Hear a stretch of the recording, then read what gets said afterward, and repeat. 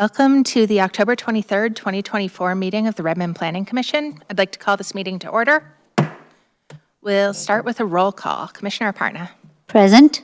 Commissioner Copley. Present. Commissioner Gagne. Present. Commissioner Van Nyman. Present. Vice Chair Woodyear.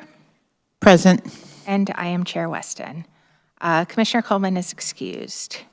I'd like to thank the following staff for being present tonight: Jeff Churchill, Glenn Coyle, Becky Fry, Michael Hintz, Francesca Liberty, Lauren Alpert, Audra Cardenas, Kim Dietz, and Chris Wyatt. I look for a motion to approve the agenda. So moved. Seconded. All in favor? Aye. Aye. Thanks, that's approved. And a motion to approve the meeting minutes from October 9th, 2024. So moved. Second. All in favor? Aye. Aye. Great, thank you. That's approved also. Now it is time Seconded. for... Second was Denise. Jenny, Oh, okay, no, thank sorry, you. Vice Chair Woodyear. First, second. We good? Vice Chair Woodyear? Yep. All right. And next is time for us to hear public comment and items from the audience. As speaking, please keep your comments to 3 minutes and start with your name and address. And topics that, RCW 4217A 555 prohibits any public comment in support of or opposition to ballot propositions, measures, or candidates. This is probably the last time we have to say that. Who's up first, Glenn? First is Dave Morton. Great.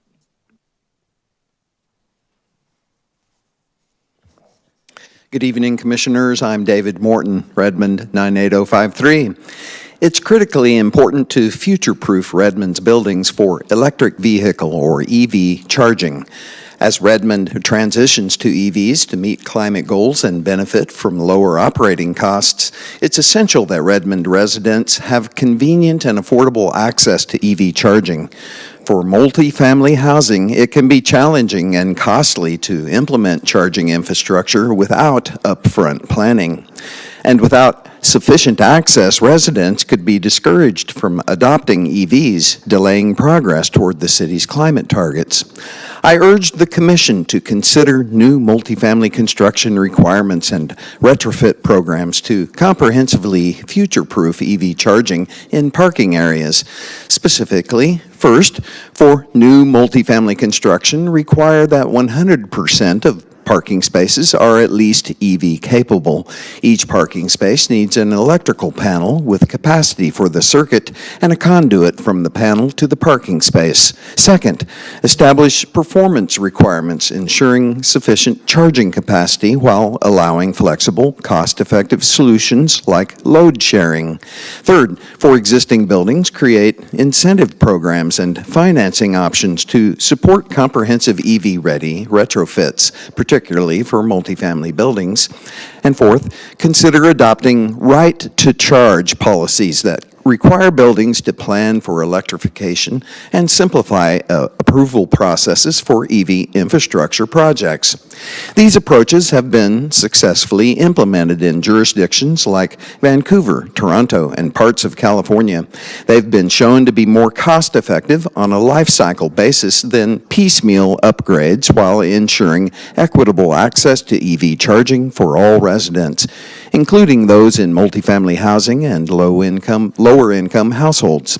Future-proofing allows for efficient use of limited electrical capacity, considering the future increase in EV charging and other electrification needs like heat pumps.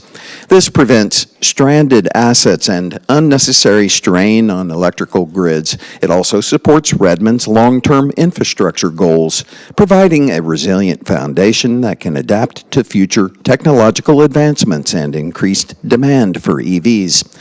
By taking proactive steps now, Redmond can position itself as a leader in sustainable transportation infrastructure. Multifamily buildings can be made ready for the EV transition, making Redmond more attractive to residents and businesses while contributing to the city's climate goals. Thank you. Thank you. Next up is Ben Varon.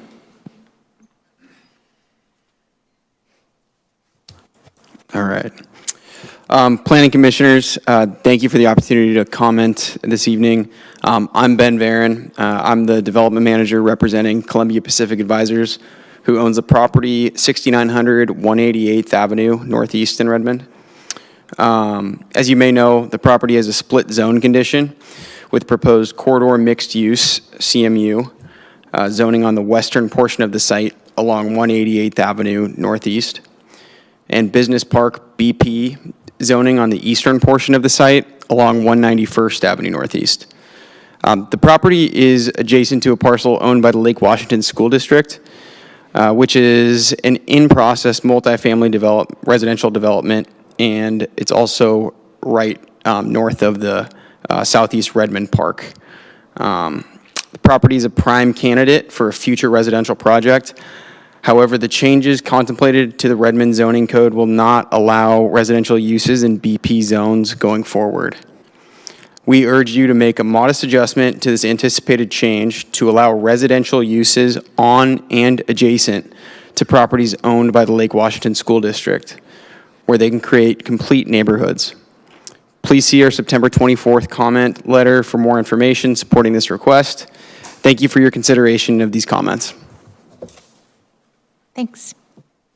And that is it. Great, thank you. All right, with that, we are going to move to start our briefing on the Transportation Master Plan. I'd like to introduce Michael Hintz and Francesca Liberty. Good evening, Planning Commission. It's a pleasure to be here. My name is Michael Hintz. I'm the city's Transportation Planning Manager. Just a brief introduction, since I'm fairly new to the city. I've been here about 6 months. Prior to the city, I was in transportation consulting for 18 years, focused on multimodal transportation with a particular interest in bicycle and walking transportation. So I'm very pleased to be here this evening with my colleague Francesca to give you a little update on the TMP and dig into a couple elements of the TMP, the bike strategy and the curb space management strategy. Francesca? Hi, everyone. Nice to meet you. It's good to be here tonight. My name is Francesca Liberty. I've been here at the city for about 1.5 years. Prior to that, I was also at a consulting firm for about 8 years. I have a background in civil engineering, so worked on transportation engineering projects and other, corridor studies, safety studies, general planning projects. So yeah, excited to be here tonight to talk to you about our transportation master plan. We have lots to cover. So right here, I'll start with our agenda. Tonight we'll present our outline and schedule for our transportation master plan. And as Michael said, we'll take an in-depth look at our bicycle network strategy and then our curb space management strategy, 2 chapters that have had some significant progress so far. Finally, we'll talk through our community engagement timeline and some upcoming milestones. I'll move through these next couple slides very quickly because I'm sure this group is quite familiar with this content. But as you know, the Transportation Master Plan is related to Redmond 2050, as transportation is an element of our comprehensive plan. And we want the TMP to be a functional plan that sets the vision and defines how the vision will be implemented that is set by Redmond 2050. And it was last updated in 2013. And then through extensive public outreach and internal discussions, we are following these guiding principles and transportation strategies that are going to frame our transportation master plan. And these are what we'll be building from for our TMP update. This table shows the relationship between the GMA requirements for the Redmond 2050 transportation element and the content of the TMP.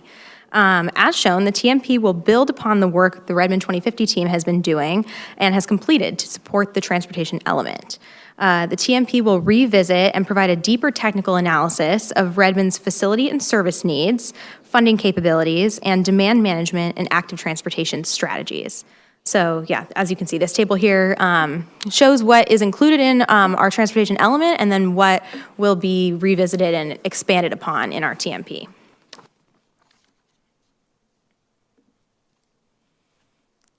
So the TMP will generally follow a similar structure to our existing transportation master plan.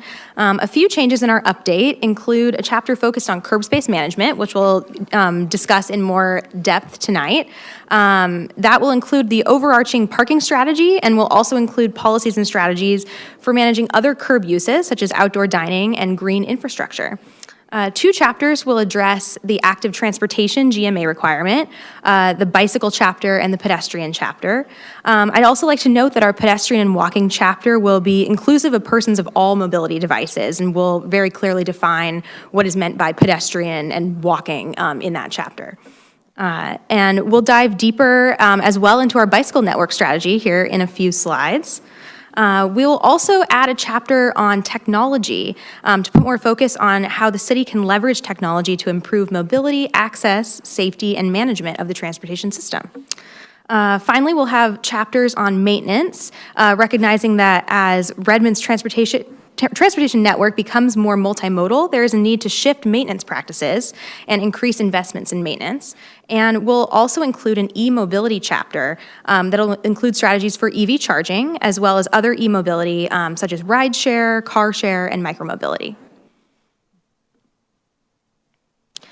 Each chapter will generally follow a structure that starts with existing conditions, how the chapter relates back to the guiding principles and transportation vision from Redmond 2050, and then we'll include strategies and how this chapter relates to other plans and policies that the city is undertaking. So our goal really with the TMP is to make this very clear and concise and informative. So we want this to be very easy to understand for anyone, for council, for you, for staff, for the public. We want this document to be really clear and show the connections between the strategies in the Transportation Master Plan, Redmond 2050, and other plans that the city is undertaking. We'll also incorporate short people profiles throughout the TMP. We want this to be a really relatable and readable document. So we're going to be illustrating how the strategies relate to real people, real Redmond community members, daily needs and everyday desires and daily challenges in the transportation network. So this slide summarizes some additional planning efforts that we're undertaking as a group. So there is a number of other planning efforts that are either completed, in progress, or not quite started yet that in some way relate to the TMP. So these are outside of the realm of the Transportation Master Plan, but are related. Some of these planning efforts are either directly informing the TMP, or they may be informed by the policies in the TMP. And so hopefully this can help clarify some of the documents that we'll reference and just other kind of terminology you may hear for the many efforts that we're undertaking here at Redmond.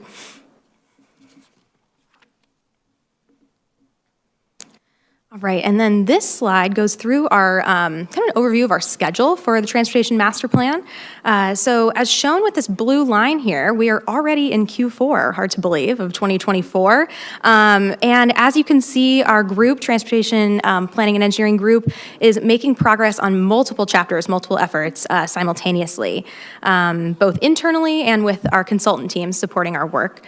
We'll dive deeper into a few key chapters that we've made the most progress on in these upcoming slides, which will be active transportation and curb space management. So we anticipate having a substantive draft of the entire TMP in Q2 of 2025, and we anticipate adoption at the end of 2025. So we are planning for additional Planning Commission touch points. We would like to present our draft strategies in the spring of 2025, and then we'll bring our full draft plan for review in the summer, and then finally bringing the final plan for review and a recommendation to council in Q3 of 2025 before council adoption by the end of the year. With that, I'll pass it over to Michael to talk through our bike network strategy. Excellent. Thank you, Francesca. So the bike strategy that we're developing is really based on the outcomes that we want to achieve. And these are, we believe, achievable and maybe also a little bit aspirational. So on your screen, we're looking to have a real focus in our urban centers, Obviously, that's going to be the areas with the highest potential to shift trips to bicycling. And so aiming for 15% mode share for bicycling within our urban centers by 2035, and then citywide, 5% mode share. To give you an idea, currently, according to some big data sources, we have about a 1% mode share for bicycling. That's for all trips. The census data commute trips shows more like 2%. So we have a ways to go citywide, but a lot of ground to make up within our urban centers. And so, shifting trips to bicycle is really only one component of reducing single occupancy vehicle trips. We're going to rely heavily on transit to do that as well as we make more walkable urban centers. A lot of trips will be done by walking, and of course, vehicles will continue to play a role in our transportation network. Similarly with greenhouse gas reduction, a lot of those reductions are going to result from transit ridership, but we do believe that bicycling will have a key role to play in that, and as part of the TMP, we'll be doing some GHG analysis to understand to what degree the bike strategy can reduce greenhouse gas emissions.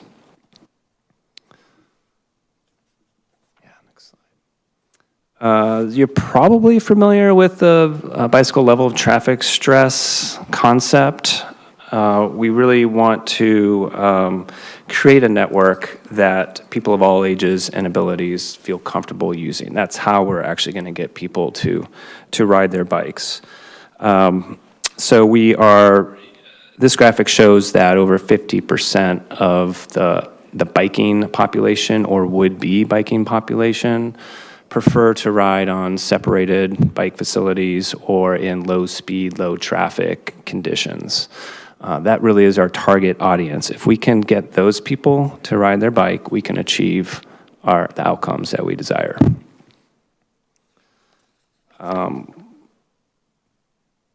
So that's all I want to say on that. These are our principles that we are aiming for in the bike strategy. So we want a connected network. We don't want to leave people hanging where a bike facility ends and they don't know where to go from there. So connected network, a legible network, I would add to that. People understand how to travel through the network. We want a direct network, so we want bicycling to actually have an advantage in terms of getting from point A to point B as a quick way to travel. Safe and comfortable, that goes without saying, but what that really looks like is separating bicyclists in space and time from vehicles. So physical separation along the bike lane at intersections, separating movements out through signalization, and also potentially through protected intersections. Wayfinding is a big component of that, going back to that sort of legible, cohesive network. And then multimodal. We want to be sure that the bike network connects to light rail, obviously, but also to bus transit, and really serves as a first, last mile option for people. Next slide. This map shows our draft network as it currently stands. The purple lines are what we're calling the spine network. This is largely being carried over from the 2013 TMP with a few modifications. The spine network is really, the bike highway network, if I'm going to use an analogy, and really aiming to have this be level of traffic stress 1. We want these to be separated from vehicles and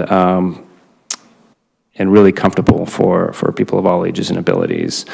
The local network, you're also seeing on the map sort of planned bikeways and existing bikeways. These are going to be a mixture of LTS1 and LTS2 Again, separated bike lanes, bike boulevards, shared use paths, and in some cases, conventional bike lanes where we're able to really slow vehicles down and reduce vehicle volumes as well. So, so the local network and the spine network work together to get people to where they want to go and serve all destinations within the city of Redmond, including schools, various services, and transit.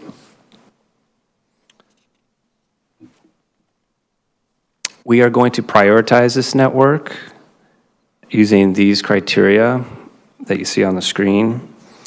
We've done a preliminary analysis using these criteria, basically applied the criteria to prioritize the network. And the spine network really pops as high priority. That's by design.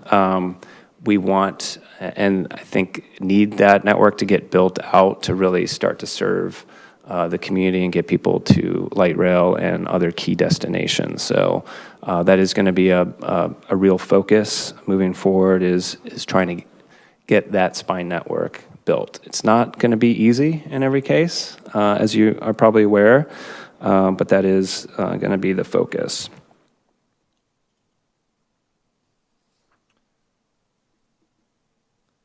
And then I'll just wrap up my part, just talking about some of the key policies, key moves in the bike strategy. To date, Redmond's been fairly opportunistic in its bike network implementation, and this has not only taken a long time, but it's resulted in a somewhat disconnected network and mostly conventional bike lanes that a lot of people aren't comfortable using. So we, as we set our sights on developing a more comfortable bike network, we also want to focus on rapid implementation. So really trying to use cheaper materials and get things done quicker. You might call these interim designs, things that we can get in place to carve out that space for people, provide some separation, but using lower cost materials. And so this is a strategy that we're going to be using moving forward. And it will help us bridge some of the key gaps that we have in the network right now. I've covered this, but like really focusing on converting those short trips. So over 50% of trips are 3 miles or less. That's kind of a national average. If you think about Redmond, 3 miles covers most of the city. So there is a lot of potential and to convert these short trips. And again, really focusing on those urban centers and adjacent neighborhoods to urban centers. We want to also focus on those first last mile connections, as I stated earlier. Connecting to transit, connecting to light rail is key. And then balancing modes. So implementing the bike strategy is gonna require some reallocation of space in our roadways. And that might mean, in some cases, removing parking, removing basically space that is allocated to vehicles at the moment. And we really want to focus on an equitable approach, and equity means a lot of things, and equity can mean just the allocation of space. We have a limited public right-of-way, and we want to be sure that all users are served well, and that we're using that right-of-way to best meet the city's various goals around safety and climate action. And then finally, e-bikes and scooters are going to play a key role in our bike strategy moving forward. I think last year, in 2024, more e-bikes were sold than vehicles in the U.S. So that's a huge, it's a big sea change. And so we're going to look at strategies including e-bike lending libraries, e-bike rebate programs that target lower income households, e-bike charging, and secure bike parking where people feel safe locking up their expensive e-bikes, both at their destinations, but also where they live. So those are some of the strategies on the bike front that I wanted to share with you this evening. I'm going to let Francesca talk about the curb space management, and then we're going to definitely have some time for questions. Thank you. Microphone would be helpful. All right. So moving into our curb space management section, this chapter will establish Redmond's overall strategy for prioritizing space in the public right-of-way, especially on key corridors that have capacity for multiple transportation modes. So again, thinking back to what Michael mentioned about balancing modes within the right-of-way, that's what this chapter will help us tackle.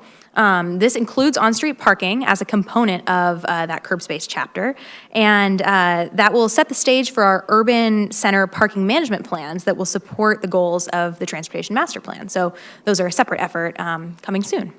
And the curb space chapter will also include strategies that will help Redmond's future parking system accommodate the city's long-term vision. So some goals here of our chapter and the strategies included.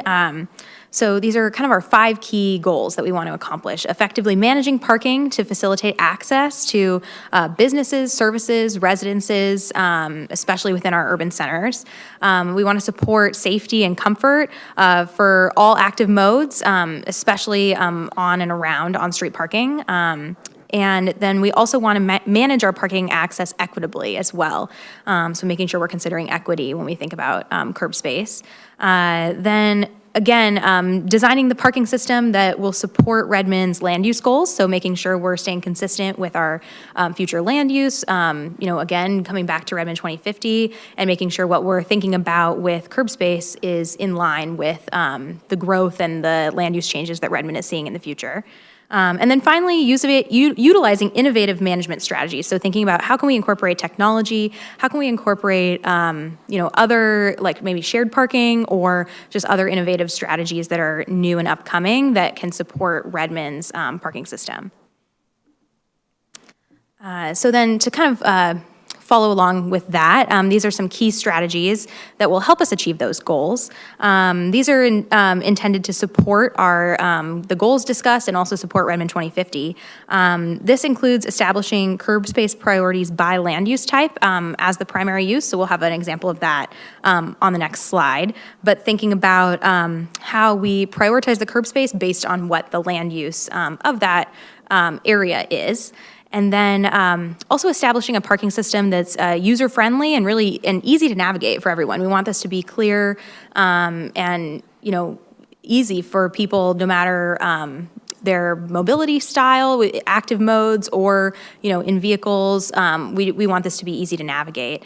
And then also this 4th bullet, creating an expectation and an attitude of parking and walking to destinations, especially within our urban centers. So we want this chapter to kind of set the stage for a bit of a change of attitude, especially in downtown Redmond, in Overlake and Marymore, that you probably won't and don't need to find parking right outside your destination, but that you can and should park maybe a little bit further away, not a lot further away, but maybe just a little bit further away, and be able to walk or use an active mode to get to your destination. So this also goes with promoting electric vehicle charging opportunities and promoting micromobility as well, especially in our urban centers. And then finally, developing a comprehensive curb space management plan. So this would be a separate plan, kind of an entity that will stem off of the TMP, and that would be led by our Public Works Department with support from our Planning Department. So fully separate effort, but will be called for in our TMP. So this table is an example of that curb space prioritization I mentioned before. So this organizes our curb space priorities by the primary land use type.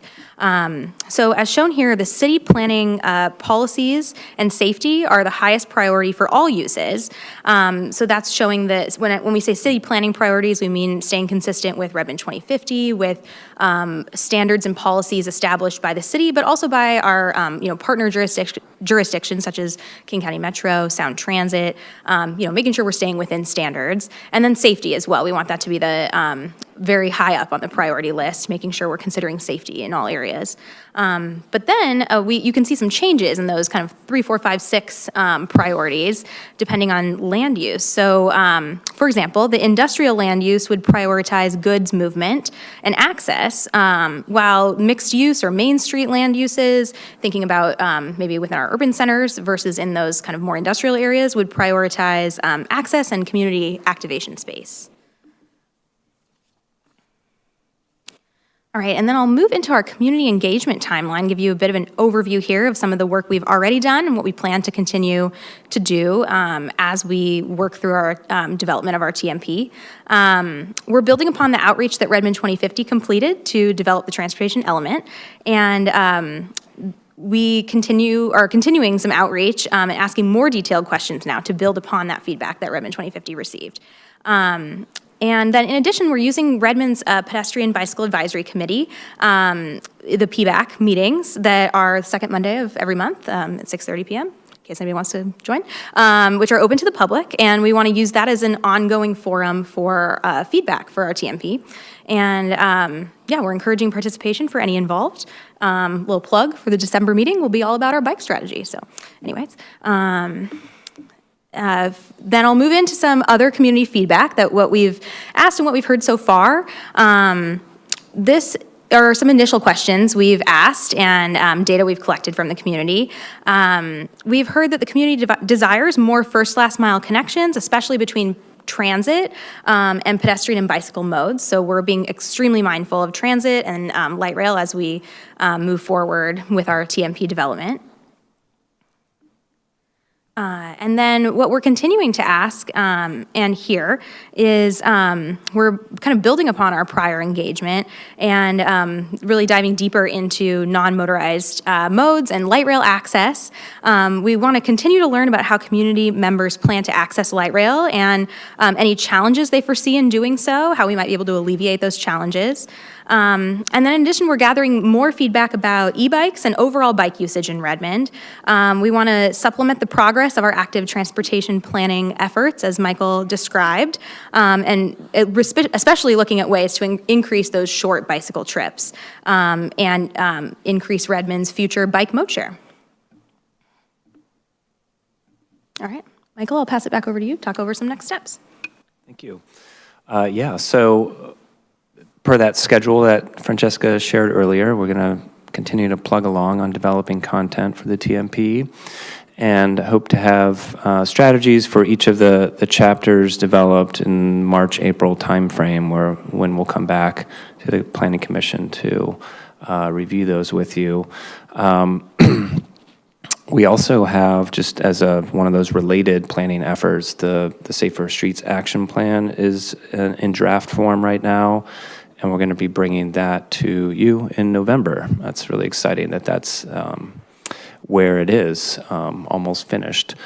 And then, let's see, and then, yeah, just a couple council touch points coming up. We have a staff report in November, just for your awareness.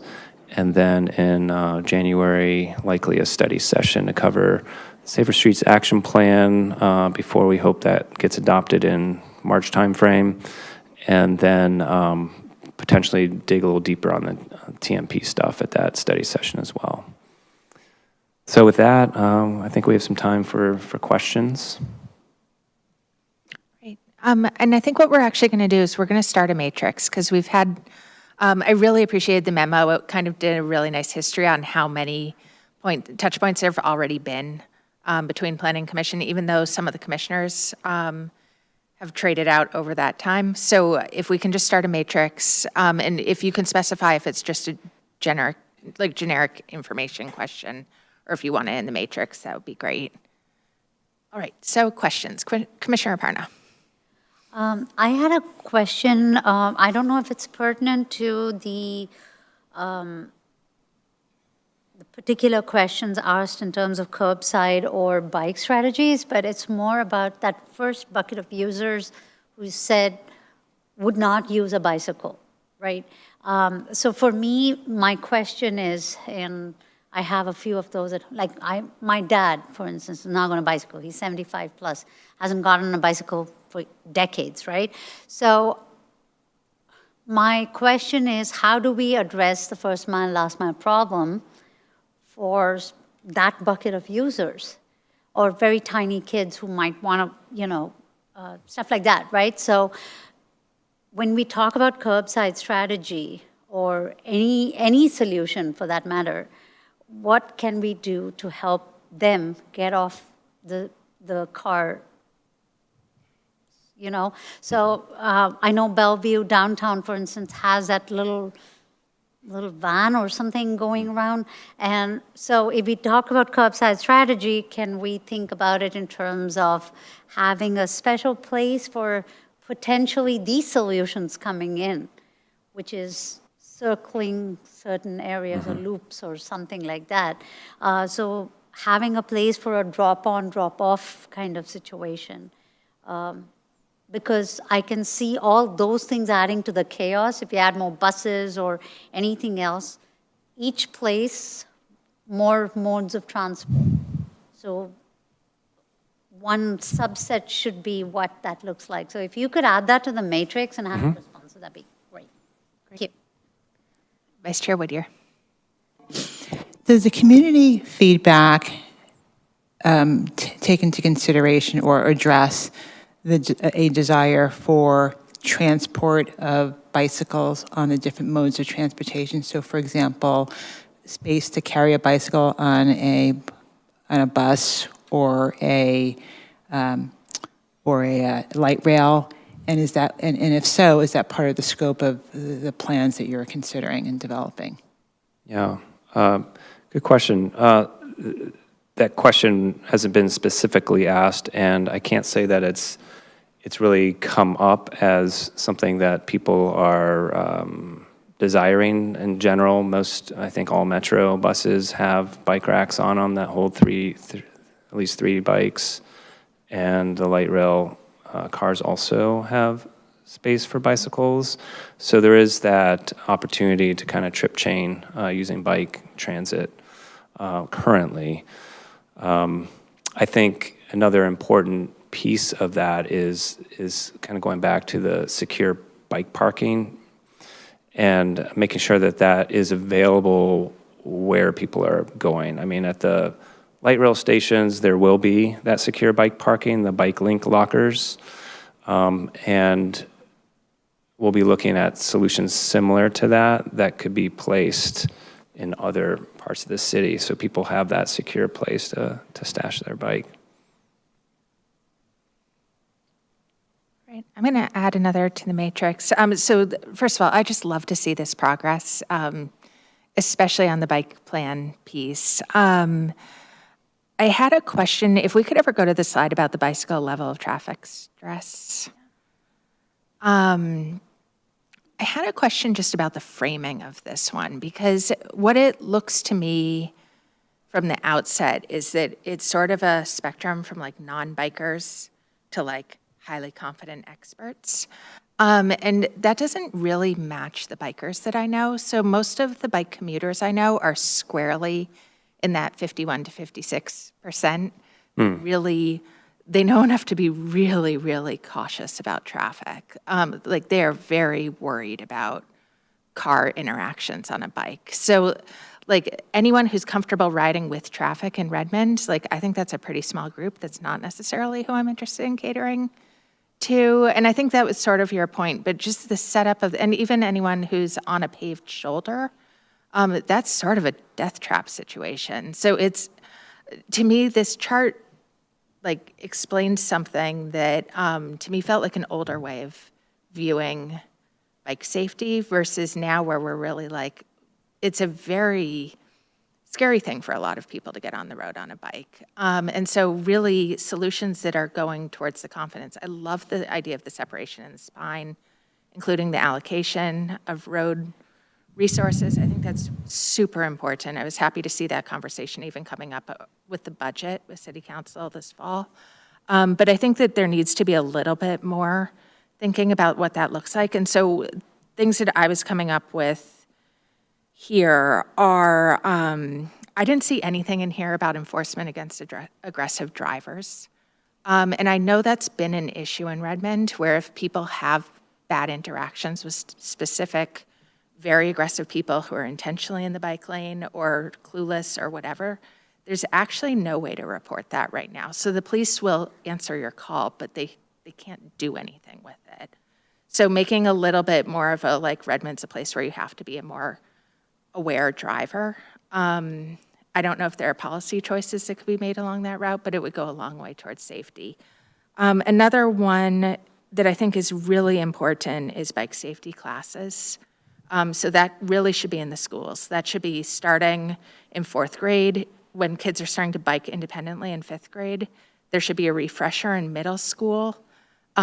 I personally think any middle schooler who is riding an e-bike to school needs to take a safety course and register it with the school office, or they shouldn't be allowed to lock up. That says the parent of a 7th grader. I think there should be an additional bike safety class for high schoolers. That's a parent, again, of a bike commuting 15-year-old. He's a sophomore. But as kids are really moving towards driving, it's really good to get that reinforcement from both sides of the bike safety piece. And then I think adults need the opportunity to brush up their skills. So I'm a very happy trail rider. I am completely not confident on the streets, and I will not go in a bike lane because it's just, I don't feel like, I didn't learn to ride in an environment like this, and it's too complicated. But I would take a class. So that's whether that's working with Cascade or working with Go Redmond or working with businesses or, again, working with, like, Washington School District. I just think that there's a real opportunity here to, like, level up the bike awareness, bike safety skills in general. And I think that's a really important part of this policy because people won't use the infrastructure if they don't feel safe.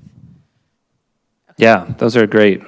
Definitely long. we'll answer those in kind in the matrix, but I did want to just comment on a couple of those great comments. Regarding safety in schools, bike safety in schools, we are, as we showed, working on a Safe Routes to School action plan, and definitely will be a tie back to the TMP on that. But as you may be aware, Move Ahead Washington fully funded the bike safety program to roll it out statewide. Now, it may be a number of years before we see that in the Lake Washington School District, but we can lobby for it. We can really push WashDOT, who is kind of the overseer of that. And it is, I totally agree with you, it's an important thing that we need to get in schools. I personally live in Seattle. We got that in schools for every 4th, 5th, and 6th grader. The high schoolers, not, but they're mostly taking the bus. So yeah, hugely important, and I agree also for adults as well. Another related thing, the Safer Streets Action Plan that we're working on does have kind of it will have a kind of public safety campaign strategy to it, and yes, I agree that bike skills is really important, but also just heightening the public's awareness of bicyclists is going to be an important piece of that safety strategy. So all of the above, and we'll reference these things in the matrix. I might come back to you with additional comments on that because that was a great answer and I have more to say. So Yeah. I'll send an email. Thank you. Commissioner Van Nymen. I would say that the safety program and the training that you're talking about should include all modes, and that it's, I mean, maybe you mean that when you say bike, but I struggle with some of these different modes that some of them are pretty fast, and I'm not really even clear as a driver what the rules are. Where are those scooters supposed to be? Where are the one wheels supposed to be? Some of them are whipping down the street at like 30 miles an hour. Some of these e-bikes are almost little mini mopeds, right? They go really fast. I'm not sure how to tie this into my comments, but I just spent a week in the Netherlands. So I have lots of thoughts on bikes and bike amazing garages and stuff. And the people are so creative. Maybe this is kind of to tie it back to safety, is like you watch 3 people on a bike, no helmets at all. I don't think I saw any helmets. And I don't know that there's any rules here about it, or certainly safety strategies that you recommend when you're putting 3 people on a bike. It was crazy watching. So yeah, that just ties into what you were saying though about like, how do we all share the road, all the different modes, and where are we really supposed to, if I got on one of those faster modes of alternate transportation, am I supposed to be on the road? Am I supposed to be in the bike lane? If I'm coming up on somebody on a bike with them, how do we all navigate each other? And then I just had one question that I think you could answer right now, which is, what do we mean when we say community activation with the curb space? Yeah, I think with that, we're thinking about like parklets, outdoor dining, space for like open streets festivals, how we navigate the ones that we have now, how do we get more of that type of event space. I think when I think activation, I think like getting people out kind of into that curb space area, but for a community-based type of event. And so the actual design ends up looking different. It's thinking about how we're using that space, so and allocating the space. So it might look different, but it also might just be like an environment where that type of use is more welcomed. And so whether that's like leaving more area to have like a little parklet or some sort of space like that, or maybe it's turning an on-street parking space into something like a outdoor dining or parklet type of thing. But thinking about where we can make that more of a welcomed use of the curb space.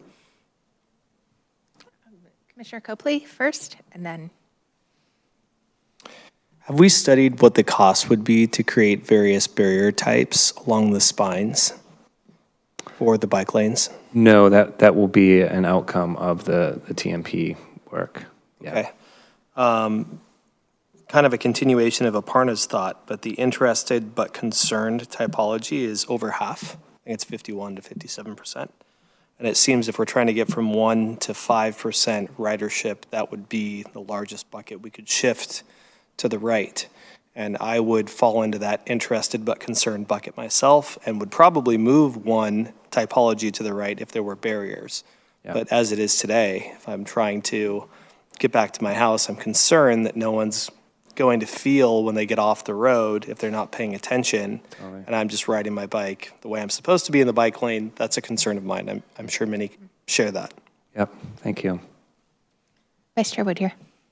Yeah, I'm wondering whether the action plans, the various action plans that you're considering also take into consideration an engagement with businesses. So we have many community members who work locally, and so perhaps there's some sort of collaboration with businesses to encourage more folks to move into different buckets. That is direction where we want to go. Sorry, just to clarify that, engagement with businesses, and you say move into various to, buckets. To move them from the non-bicyclist to the interested or concerned, or move them further to the right. Uh-huh. So kind of working with businesses to encourage? I think so, because there are a number of people. So, and I guess it comes down to how we're defining, are we looking just for residents, or are we looking for community members? So those individuals who live and or work in the community, who can bicycle to work, rather than drive a block, you can bike a block or 3 blocks or even 3 miles, which is not. Yeah, I think that goes back to that spine network conversation and versus the local network, and making sure we're prioritizing that level of traffic stress 1, so those low stress facilities, because that's really for it's for everyone. We're not saying, just because you work but maybe don't live in Redmond, you can't use the bike lane, so we're really wanting to make it low stress for everyone, and thinking about what is that facility low, maybe thinking we want to consider how people feel and their level of stress as them on a bicycle, but we also want to think about how is that facility promoting a level of stress, or like allowing for a level of stress. Maybe if you think about it that way, that might be some of the differences that we're talking about here. And I would just quickly add that perhaps engaging businesses helps address some of the storage and security concerns that many bicyclists currently have today, myself being one of them. Yeah, and I guess it's worth mentioning that our division is really focused on transportation demand management. So we have programs where we engage businesses throughout the community on exactly what you're talking about, having them encourage their employees to use alternative modes to get to work. I think, to Francesca's point, having a low-stress bike network makes it a heck of a lot easier to convince your employees to bike to work. I had one more comment on the curb space. I would love information about how private parking companies are seen playing into this one integrated system, because I think that's one of the most confusing parts about parking right now. There's one lot, kitty corner to the skate park, where there's actually signs for 3 different companies right now, depending on what time of day it is. So it just, as we're starting to actually think that park once, or perhaps you're not only going to the one business. I don't know, just thinking about some of the shift in parking mentality. Yeah, and I know I feel like the private companies are a huge part of that. Yeah, I was just gonna say our those urban centers parking management plans, which are getting started and are kind of a follow-on to the TMP. Those will address on-street but off-street parking as well. Yeah. Anyone else? Commissioner Copley. Okay, one non-bike question. Are we planning for drone or driverless delivery? And if so, what is the city's position towards that? Are we going to piggyback off state regulations, or are we going to have our own? Yeah, great question. I think that's definitely something we'll explore in the technology forward chapter. And yeah, kind of see what the current landscape is and what we might anticipate in coming years. And I think we'd want to establish some policies around that. Haven't gotten there yet. Commissioner Aparna. Again, this may not be relevant to this section, but the EV charging piece, I'm wondering if we are looking to increase the number of EV chargers, what the corresponding fire codes are likely to be, or the whether it's outdoors or indoors.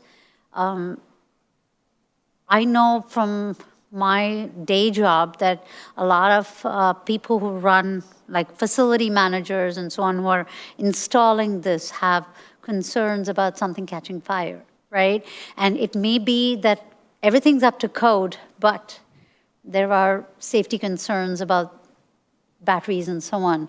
And this could be as small as a scooter charger to the bigger ones, right? So anything that, I'm hoping we are going to address that, but if a lot of us are starting to put batteries together, we should know what that implication is. So, thank you. Thanks. And are you meaning like fire code, or are you meaning? So I think the fire code, that I don't know. So that's the question, right? So there's one part where maybe the fire code's lagging or not. And then there is this extra layer that we need to kind of consider, because the building codes always lag a little bit, right? So maybe the fire code's being updated. I don't know, but that's a question, right? So thank you. All right. My guess is we could keep going. We'll do one more from Commissioner Copley, and then we're going to wrap for tonight. But if anyone has additional feedback, can they email it? Yes. Yeah, Great. absolutely. This is an important one to me. I have an 11-month-old, almost one, not walking yet. I have 5 kids, so I've gone through this a few times. Are there any ideas around expectant or new parent parking opportunities? Sometimes it is challenging for my wife and I to get places with the baby if we've got to go a long distance and we've got to whip out the stroller, find a place to set that up. And we can't just expect this little guy, like our toddler, to just walk alongside us. Thank you. All right. Thank you so much. Yeah. Thanks for your questions. Thank you. Appreciate it. All right. Next up, we are going to switch gears to the study session on zones and uses in the 2025 code package for Redmond 2050. And bringing up Becky Fry and Kim Dietz.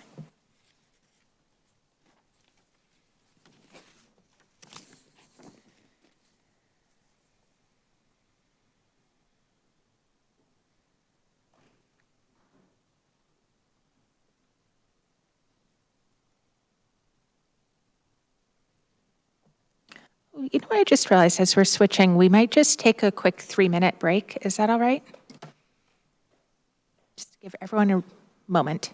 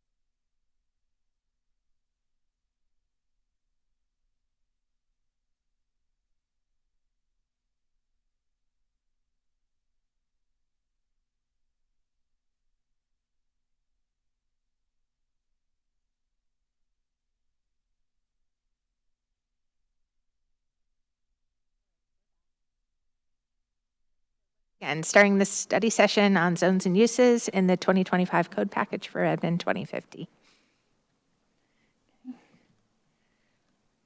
Good evening, Commissioners. I'm going to share my screen.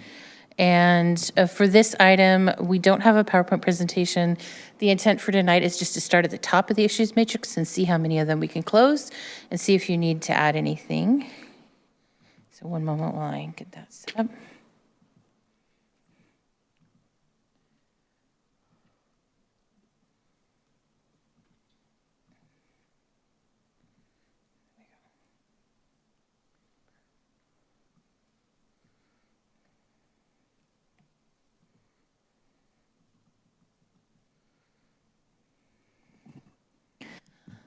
Okay, so for the first section is just general overarching questions. We just grouped them all. The first one was just a question about how the zoning boundaries were created, and specifically in related to the downtown edge. As noted in here, we just consolidated the existing zone groupings that were as they are grouped today. So if you look in the code, all of the what is currently proposed for downtown edge is actually grouped together in the code. It's just broken down into even further categories. So we didn't change those boundaries at all, but that is how it's been created. There's some additional information. There's a link to the zoning consolidation story map as well. Are we comfortable closing it? Thank you.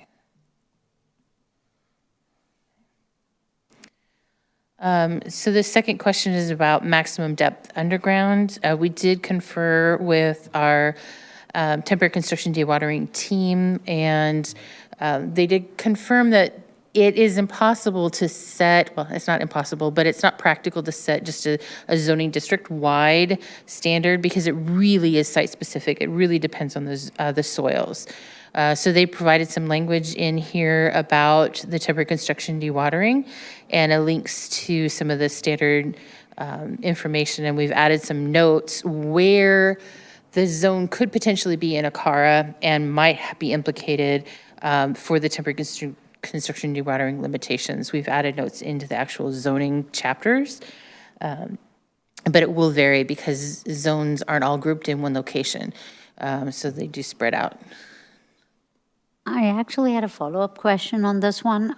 It's primarily to understand what is the maximum depth of construction in the zone. It's more like, I understand it's a case-by-case soil basis where the water table is, but are we talking 3 stories down, or are we talking 1 story down in the zone? It's just a broad range will do. It's just more to understand, because we talk heights and we talk FAR, we talk about parking, and so for me, the volume is not adding up because we're seeing everything above the ground, but I'm not able to visualize what's below. I don't know if that's making sense to the rest. Yeah. So it's just, We're not setting maximums. It will depend, like if you are in Overlake, for instance, and you've got the soils vary in Overlake too. Right. But you could potentially go down a couple stories. Right. But we're just leaving it to be very site-specific, because if you are in a location that can support that multi-level underground parking, then go for it.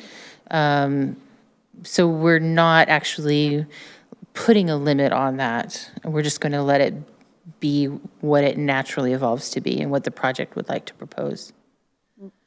And the downtown Cara, because of the 9-foot construction dewatering thing, that the assumption is that it won't go below 9 feet? Well, it really will depend on the soils, because there are some places in downtown and Marymore where it might be nothing at all. I mean, you can literally just do the footings and elevator shafts and that. So there are cases where you could go a half story or 1 story or 1.5 story. It really is just going to depend on how close you are to the river and how close you are to this, the lake. So the closer you are to those bodies of water, the more you're going to have problems going down even a little bit. We can see here even at City Hall campus, going down a couple inches is really going to start to cause issues. So primarily, we don't have any limitations other than the ones that the CARA or the groundwater and so those are the limitations, what goes under. So it's environmentally Okay. constrained, right? Okay. All right, we can close this then. Thank you.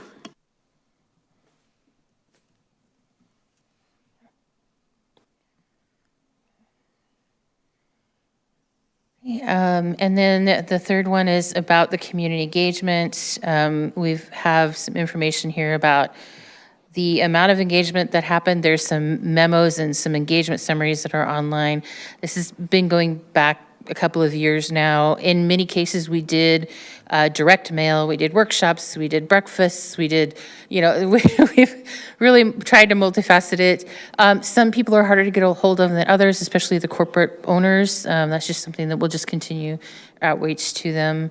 But we have had many different outreach methods and over many attempts, including phone calls. And in some locations, there was door-to-door knocking that occurred. So it's pretty extensive.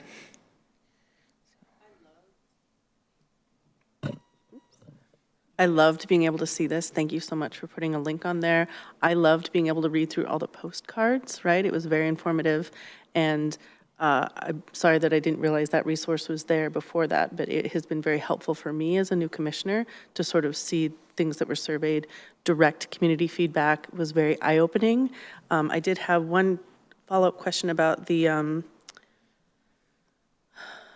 questionnaires, like the feedback questionnaires. It looks like there was only there were different ones. There was the housing one, the overlake centers, and then the economic vitality, the policy questionnaires. It looks like there's only around 20 folks, sometimes less. That's how I'm reading it. Are the numbers, it's not like 15 equals 1,500? Yeah, no, some of the questionnaires, we didn't get a lot of online feedback. We would get more feedback in one-on-one conversations or events, so it depended on the topic, how popular that questionnaire was, or if the people we were trying to reach, that was the best way to connect with them. So for instance, we did a lot of outreach in multiple languages to business owners early on in Overlake, right? So engagement for them ended up looking more at focus groups and those other types of feedback, and they didn't respond to the questionnaires as much. So it really depended on the question, the timing of so it was really scattered. Some of them, we did get well over 100 responses on. Some of them, we only got a handful. I think it's a remarkable resource. I think it's good for any person who's saying, why did the city do this, right? Just to have all of that feedback captured there was awesome, and it was great information for me as a new commissioner. So thank you for all of that work, and certainly we can close this. I'm glad that we found it helpful. Thank you.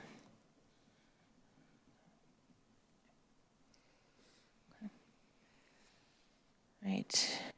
The next question was on micro retail. That is.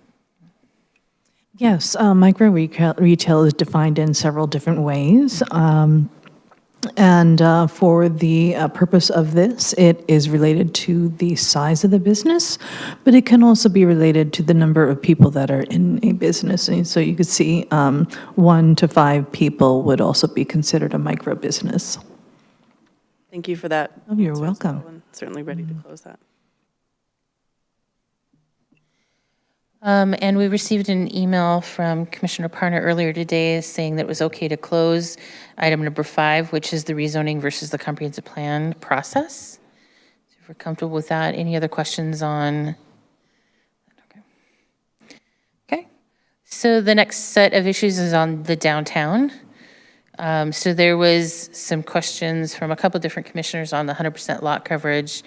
And just, it is currently today 100% lot coverage in downtown. That's not a change, although in a couple of the zoning districts it is, a little farther out.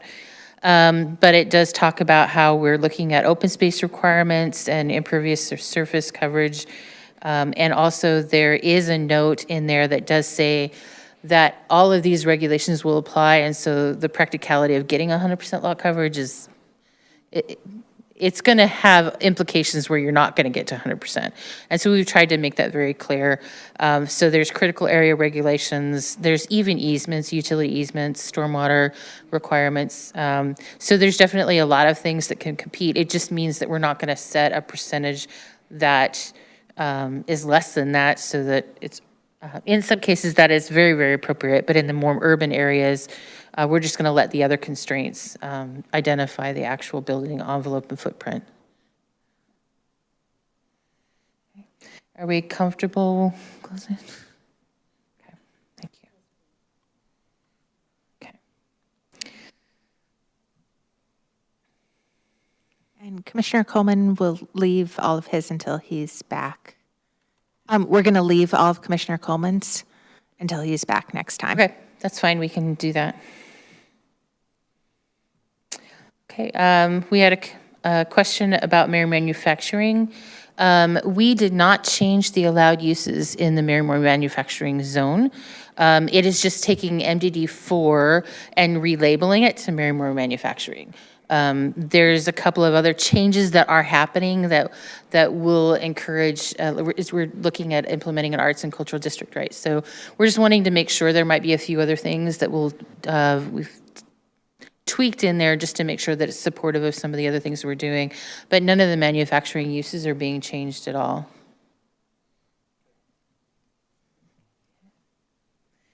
Okay. Thank you. And then we move on to the mixed-use zones. We had a question about the feedback we've received from businesses in that zoning district. We have had a couple of conversations. I've just summarized a couple of them here. We've talked to one of the property owners in the currently regional retail and one that's in the general commercial in the Marymore district. So there are a couple of folks that we've talked to that are interested in taking advantage of this. One in particular is ready to go. And as soon as we get the code implemented, they're working right now with the consultants already on board, helping to plan towards the new code and helping us with our property owner workshops that we've been doing for the last year and a half or so with Marymore property owners.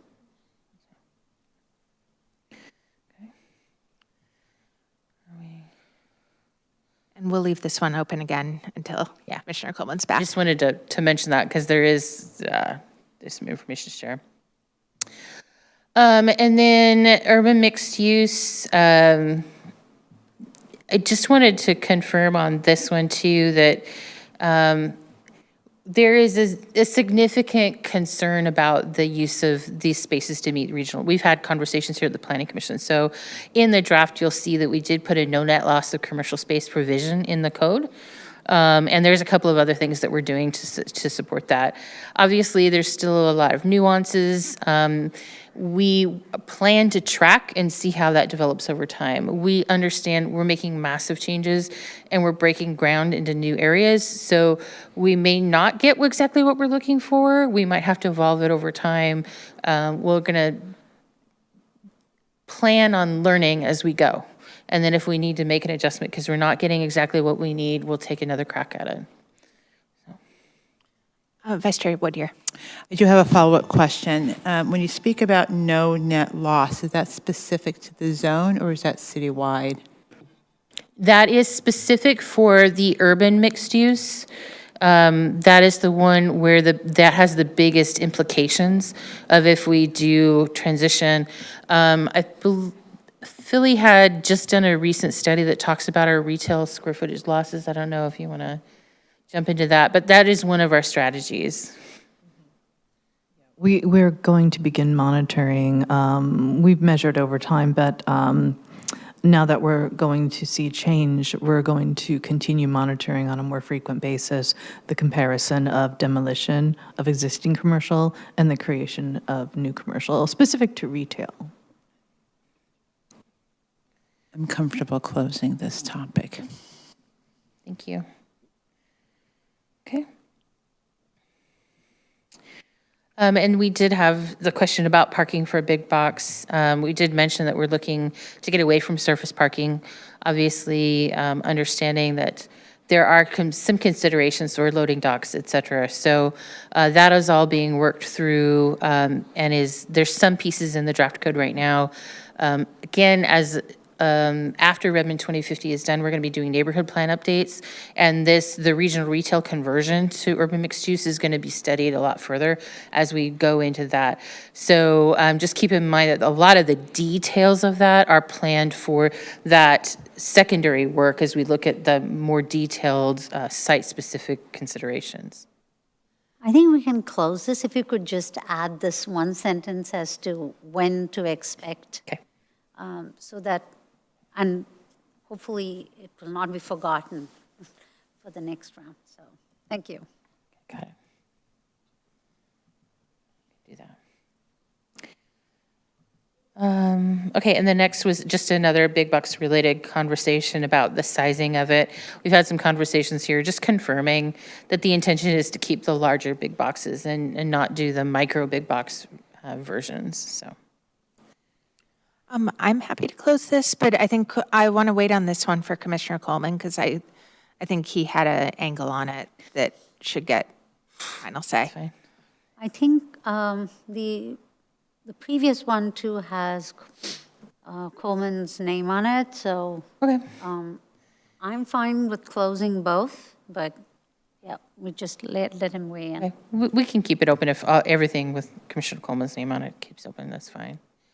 I do want to also mention out that staff is looking at the examples, because one of the commissioners, it may have been Commissioner Coleman, asked who else has done this big box in housing. So we are trying to pull some examples together for you. And then we've had a question about considerations for bicycle parking and scooter parking. And the actual code updates for the bicycle parking goes into effect January 1. So all of that is a part of which has already been through the Planning Commission. So.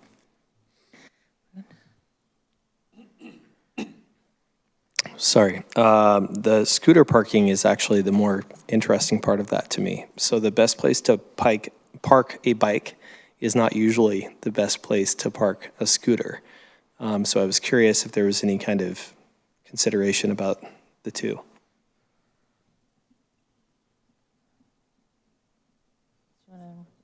Weigh in on that? No? Okay. What I've seen in places where scooters are used frequently is that they end up just on an open space on the sidewalk. They don't get thrown into like the bike racks and things. And so they can end up prohibiting people from like accessing areas of the sidewalk. And so I think it would be interesting to at least consider if there could be like space designated for scooters. I'll add that to the issues matrix. I know we've done several studies on scooters, so we can see if we can pull something together and add some more to the issues matrix. We'll leave that one open for now. Okay, and last thing is maybe EV charging for those scooters on the road. A wish list. Okay, I've added that. Thank you. Okay, and okay, here's another question on the case studies for big box. So there's just some information in here. There's a couple of links, but we can spend some more time at a future study session diving into that if you'd like. But the one that might be the most relevant is that First Link living in Costco. It's South LA. That is a very specifically brand new project that is under construction right now, that it is a full-size Costco with housing integrated. Yeah, I'm comfortable closing this. I'm sorry? I'm comfortable closing this. Okay, thank you. Okay. Okay, so moving on to corridor mixed use, there's a question just how it was developed. So we have provided a little bit of information here. Again, the zoning consolidation took our existing zones. A lot of the neighborhood commercial 1 and 2s and there's portions of general commercial in the Northwest Design District. We didn't actually edit a lot of those, although in Marymore we split the general commercial into urban and corridor. The further north that you went to urban. So there's like a split there, but we didn't actually make a lot of adjustments in the actual zoning boundaries. For this, we just said this is going to go to here. So that's generally how it happened. We do have the potential for future corridor mixed use, and Commissioner Parner's email earlier today asked about that process. We can provide some more information in here. Generally, though, if we need to create more commercial mixed use in the future, if a property owner chooses to rezone to that, it would probably be from a neighborhood mixed use or a neighborhood multifamily. It is a separate land use category, so it would be a comprehensive plan amendment and rezoning. It would come through an annual docket process. Other opportunities would be more of a down zone, like from an urban mixed use to corridor mixed use. It's probably not likely to happen. So generally in the future, if we do see more corridor mixed use, you would see that at the Planning Commission through the annual docket process. Okay. Yeah, along those lines, when you did the land use element, that is where the criteria for that was adopted. Commissioner Parna. I think if there is a guideline somewhere at the end we've created these new classifications which allow for flexibility, but if somebody with a parcel comes up and says, I want to do something with it, having a space for them to go and say, okay, if this is a commercial mixed use or a neighborhood mixed use, what's that process look like? And what do you need to kind of do an initial due diligence on before you come to us? Like the minimum criteria, the thresholds, that would be nice. And that's sort of related to the other question in 16 as well. So a place where we know what these parcels can potentially do if we choose to go through a more prolonged process to reduce barriers, right? So neighborhood mixed use, for instance, any parcel might come up and say, I want to do this, right? Not every parcel can, so why can't you? So that's for the corridor one on a bigger scale, right? That's what I'm asking, like some kind of way to understand the possibilities. Yeah, so we'll keep this open because that question came in today, and we'll provide some links and direction back to our land use element and add that into the issues matrix. Actually, I'm wondering if it makes sense to close this one and then open that as a separate question, because to me they sound pretty distinct. Would that be all right? I'm fine with that. Okay. Thank you. Okay. Commissioner Copley. I'd like to add support for that kind of streamlining framework, especially for the neighborhood mixed use. We had Audra Cardenas here 2 weeks ago, and she was talking about kind of her process to reach out to lots of property owners, and a small percentage of those came back and said affirmative, but most of those did not. And if there were some sort of a streamlining framework where people could look at a set of constraints and say, okay, this is actually a possibility for me. I should go talk to the city about this neighborhood mixed use designation. That'd be great. So you're thinking about folks who might want to do neighborhood mixed use in the future. That's actually would be a simpler process because they would not have to do a comprehensive plan amendment. And we specifically kept that zoning district in that land use category so that they could, and that it would streamline the process. And all of that has been documented, all of how we're creating and the purpose and intent and what you're allowed to do. That is all been done. That's been a whole part of this process, intentionally to make it easier for people who aren't sure right now, don't want to make the jump, but might want to do it in the future, that they can do it a little bit easier. It is much, much easier to do just a standard rezoning without a comprehensive plan amendment. So we intentionally did that with the land use element to make it simpler. Then this item should remain specific to commercial mixed use, I think. Yep. Okay. So we'll go ahead and add that as a separate item, just talking about rezoning to both of those districts in the process in play. Yeah, and then I'm ready to close 15. Commissioners Van Nymen and Aparna. Yeah.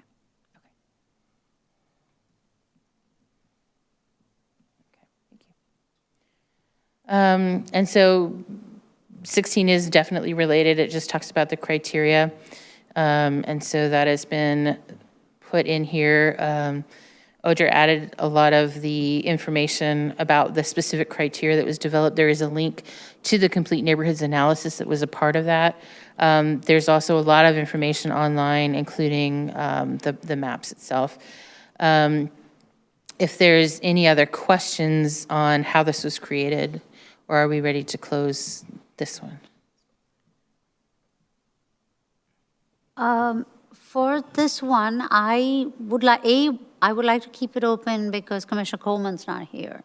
But to add to that was, I liked how, we've talked about access and all of these things, but when I'm a homeowner or a parcel owner and when you say access, I don't understand what that means. What does that threshold mean?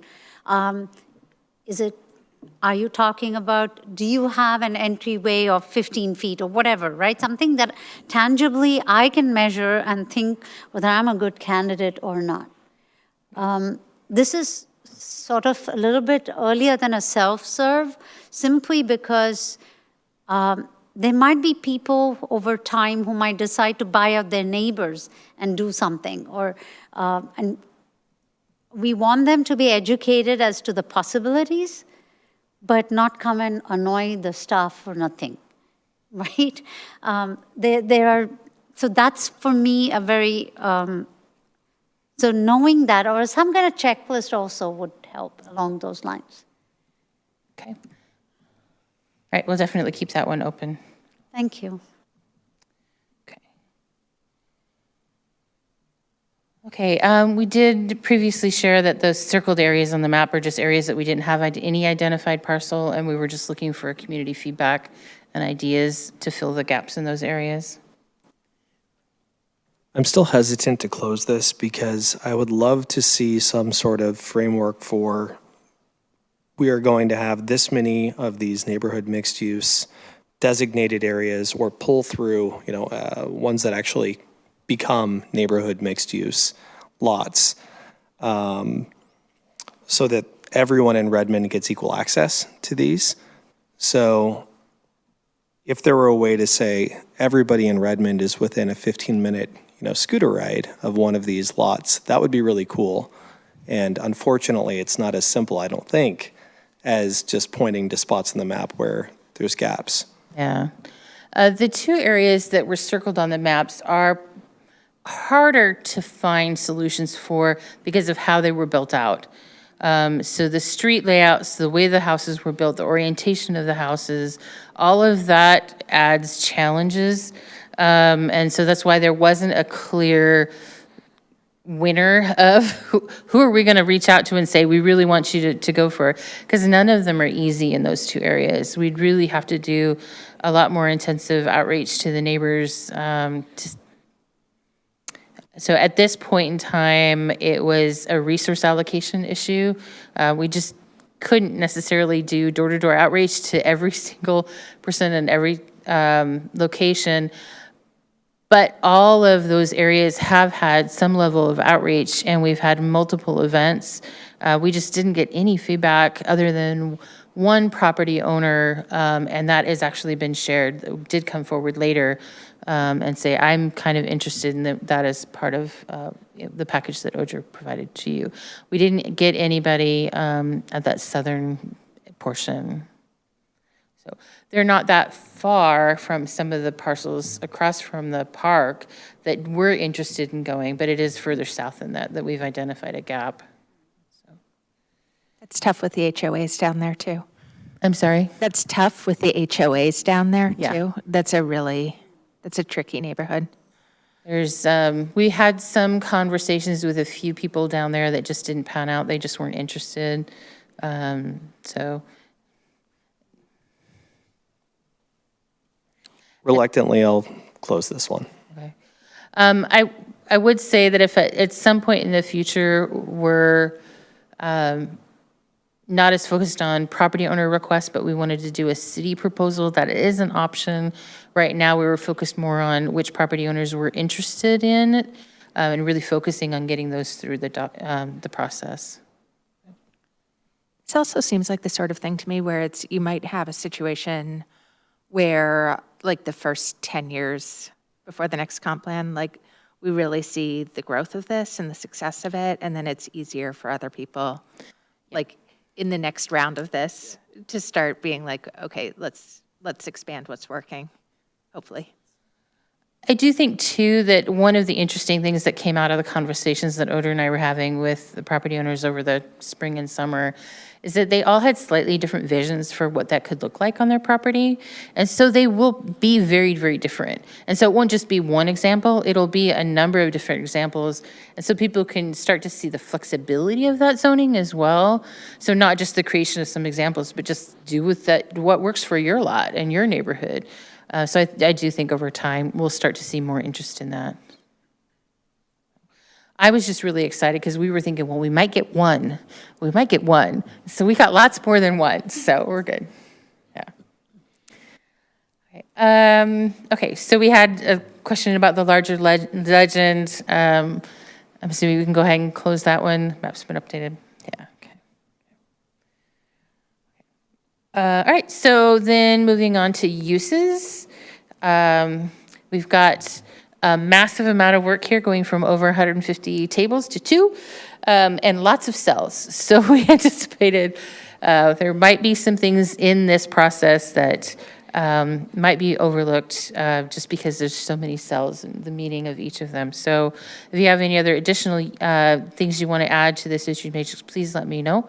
We'll continue to walk through them. We have had some comments from staff and the community on this as well, just clarifying everything. So that may continue to happen even through the public hearing process, just so you know. So the first one here is just home-based businesses. This statement about not being material detrimental is actually our current statement in code. And it is really mostly used for public health and safety concerns. So it's looking at the smells and noises and vibrations, hazardous material storage and disposal, those types of things. Not every use is appropriate for every type of housing. You wouldn't do like a beauty salon in the middle of an apartment complex because the venting is not necessarily set up in a way that would handle the smells. So that is what that statement is meant, and that's been interpreted that way for a long, long, long time. I liked this answer. I would love to actually just see noises, smells, vibrations, et cetera, like that small phrase added to the code anytime you're saying material detrimental. Because I think it gives people a better sense of like, what are we even talking about? So it's back to the self-serve idea that Commissioner Aparna mentioned earlier, where I think that it's important that if people contact Redmond, that they're getting a clear answer, but a lot of people just want to look it up online and know what the boundary is. Okay. All right, we can leave that one open for now, and we'll take that back and propose an edit. That'd be great. Thank you. The other one is also on home businesses and signage. We'll come back to you at the next meeting with some additional language on signage. Yep, and I just wanted to clarify the question a smidge when you come back. I wasn't talking about in the centers. This is specifically in the neighborhoods. So, like, we're having a lot of sidewalks blocked and grass on because people are leaving advertising signs out for apartment complexes a few miles away or that sort of thing. So just getting a little bit clearer on what's okay. No, I appreciate the clarification.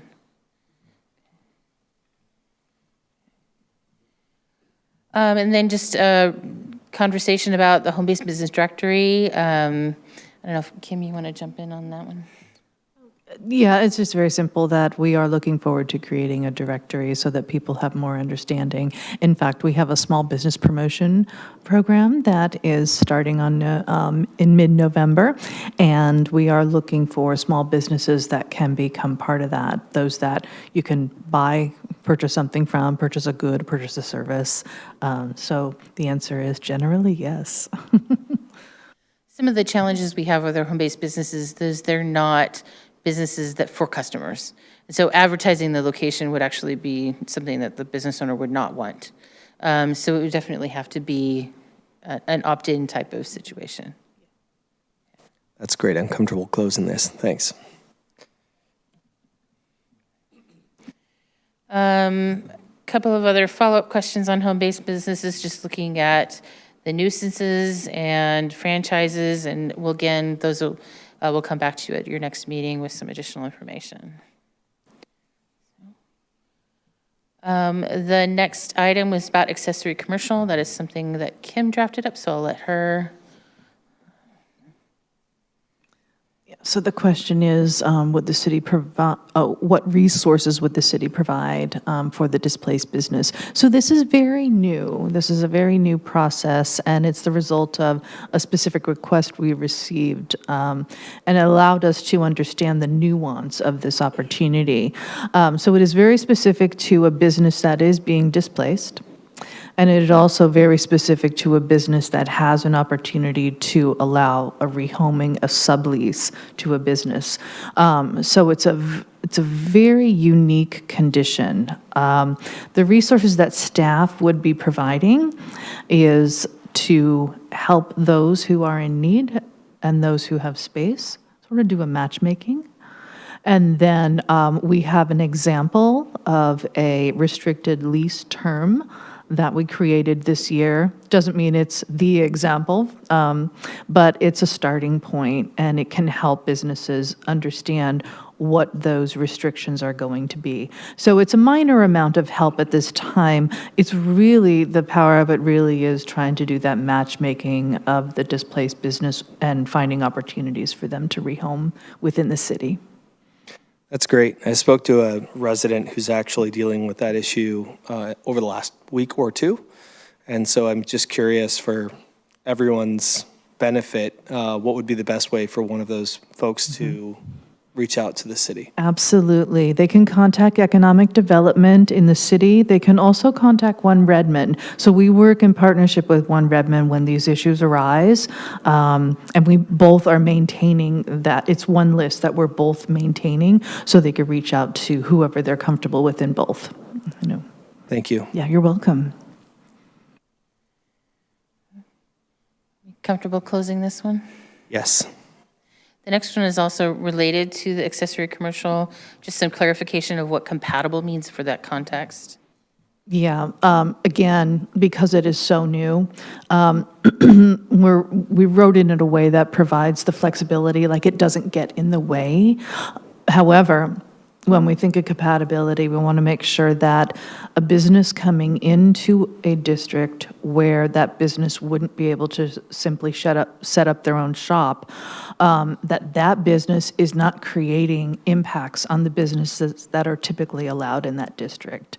The case that we're basing this on is where a tax office needed to be rehomed.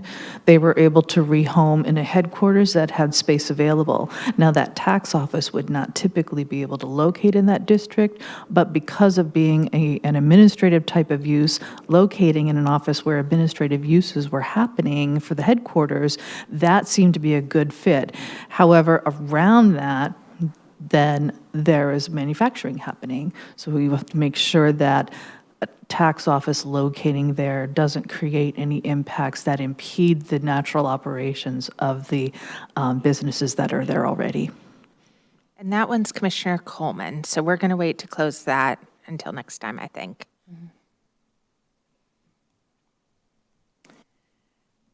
And just following up, as Kim just mentioned, there's some example use cases, and we'll just go ahead and keep that one open since she just walked through what that example looks like. Do you have any questions on that, Commissioner Copley, or will you be ready to close? Yeah, I'll be ready to close that one, the next one there, 26. Great. Thank you. Okay, so we have a series of questions about food trucks and pop-up retail courts. The first one was the ADA requirements and what does hookups mean. We provided some information on that. The ADA requirements for parking, for the sidewalks, for the restrooms, they're all fairly typically done for festivals too. It's just the same type of treatments. I did provide an example of one temporary way of providing an accessible bathroom in there. Again, it's more of a festival treatment, but a couple of the property owners that I've been talking to that are interested in and potentially using this are thinking of using it as a temporary while they try to figure out what maybe a long-term use of that site would be. And so they don't necessarily want to invest in permanent infrastructure right now. And so all of what they would be providing would be this type of temporary serviceable infrastructure. Picture's great. Thank you. You're welcome. Okay. Are we comfortable closing it? I am. Thanks. Okay, great. Okay, so the next one was just about the equity considerations. I do think that the reason why food trucks came up was really as a response to a lot of our equity conversations, especially with our immigrant community wanting to look for ways to start businesses. The reason why we expanded it to be also eligible as a pop-up retail court was, again, in direct response to a lot of those one-on-one focus groups, conversations, property owner conversations about looking for expanded opportunities for those small entry-level businesses. So I do think that the equity conversation was the genesis of the direction that we're going in.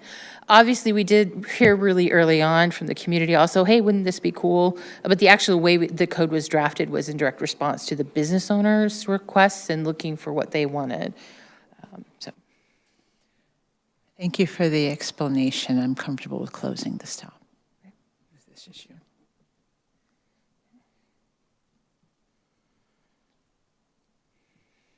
Again, of the logistics and the cost effectiveness of this, I just put in a summary of some of the conversations I've had with some of the property owners. The one in particular had a site that would be a little challenging for them to develop with a permanent structure anyway.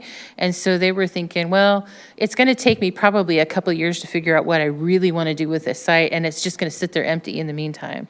And so he was actually thinking that this is a way for it to not be a complete loss the entire time it's out there, just waiting for him to figure out what he wanted to do permanently. So, but I believe it would just be the same as any others. They would have to look at their site, the requirements for actually, is there grading required? Is it going to be a little bit more expensive to do the temporary? And if it doesn't work out, they probably would not choose to do it. But the property owners that I have been talking to that are interested in exploring this as an option did not feel that that would be a challenge. So that one we'll leave open for Commissioner Coleman, but it's actually really reassuring to hear that, I think. And then the last one is food truck courts in the NMU zone, the neighborhood mixed use. And just, do we want to add limitations on stage? So we are going to come back to you with a proposed edit for that. And in the public hearing packet, there is at least a provision for acoustic only, so no amplified sound in the neighborhood mixed use. So we did add that in there in direct response to the comment, but we'll come back and we'll have a conversation if there's anything else we want to add as we go into there. It does make sense that not everything that you would want to see in some of the other areas would make sense in the neighborhood mixed use zone. Great. And if you could ever add my name to that one, because that was mine. Oh, I'm sorry, we missed that. Commissioner Aparna. I had a question about food courts, I mean, not food courts, food trucks. So is this a good time, or should we? Let's go through and close, and then we'll try to take maybe 5, we're almost done, so we'll try to take 5 minutes to add new things in. Okay, awesome, thanks. Yep. Yeah, we are almost done, so we should be able to get to any new additions here really quickly. Okay. Are we comfortable closing this, and just, if there's anything we need to add during the public hearing, we can add specific edits, or would you like to keep it open while we have that conversation at the public hearing? I think I'm happy closing it. I appreciate the switch to acoustic and also the recognition that it just, different areas are going to be a little bit more accommodating of noise and stages than other areas. So it, just by like how active they are. So I think that's great. We can close. Okay. So yeah, we'll just continue to evaluate the language and see if there's anything else. Okay, great. And then we have the special districts. So the question on the Marymore Arts District is if performing arts was there, and yes, that is very specifically listed. We also have both incentives for indoor and outdoor performance spaces in the incentive program for that district. So yes, very intentionally includes performance. And then the downtown TOD area, this is a question about the old Saturday market location, and we'll have some additional edits for that in the November 6th. But as a reminder, one of the edits that is going to effect in January 1 is changing that Saturday market language in the code to farmers market, so it's just more generic. But we'll provide some additional feedback at your next meeting. All right, can I actually go back, sorry, just a second to number 30? I wasn't fully thought through because okay. I'd scanned for my name. On this one, what was the answer on the generators? What was the answer on the generators in neighborhoods? Oh, we didn't have anything proposed for generator limits. So should we just keep this one open then? Maybe, because I think being next to a generator that's running frequently might be something we should just think through if that still makes sense in those spaces. I'm not sure. I think it was set to 60 decibels in the code, and that that would still be fairly loud if that was your new neighbor, if that was running like many hours a day most days. Okay. I'll propose that we just leave this open and we'll come back with some additional conversations for the next meeting in the public hearing. Yeah. Just take a look at it. No, I'm just reflecting on that because it's really, like we're in a time of year where people are doing a lot of power washing in my neighborhood. So it's like, I'm aware of how loud those generators can be if they're running frequently. So it's just, I do think that it might be something we want to revisit. Okay. Commissioner Gagne. I'm not sure it needs to be added to the matrix, but as I was thinking about number 28 and Commissioner Woodyear's question on the equity issues, so just to help me understand, when folks come in and they are applying for a temporary use permit, is there ever any opportunity for the fee that's associated with that to be waived, or is there always going to be a financial aspect tied to that application? There will always be some fee. However, Kim is moving forward with a proposal to make that easier. You want to? Yeah, what we have now in our code, when married with our fee schedule, is that the temporary uses are a flat fee. And what we'd like to do is to look into that a little bit further, because as we're seeing these small or pop-up uses, a very short-term use that is already allowed in the district, for example, perhaps that can be reviewed on an hourly basis.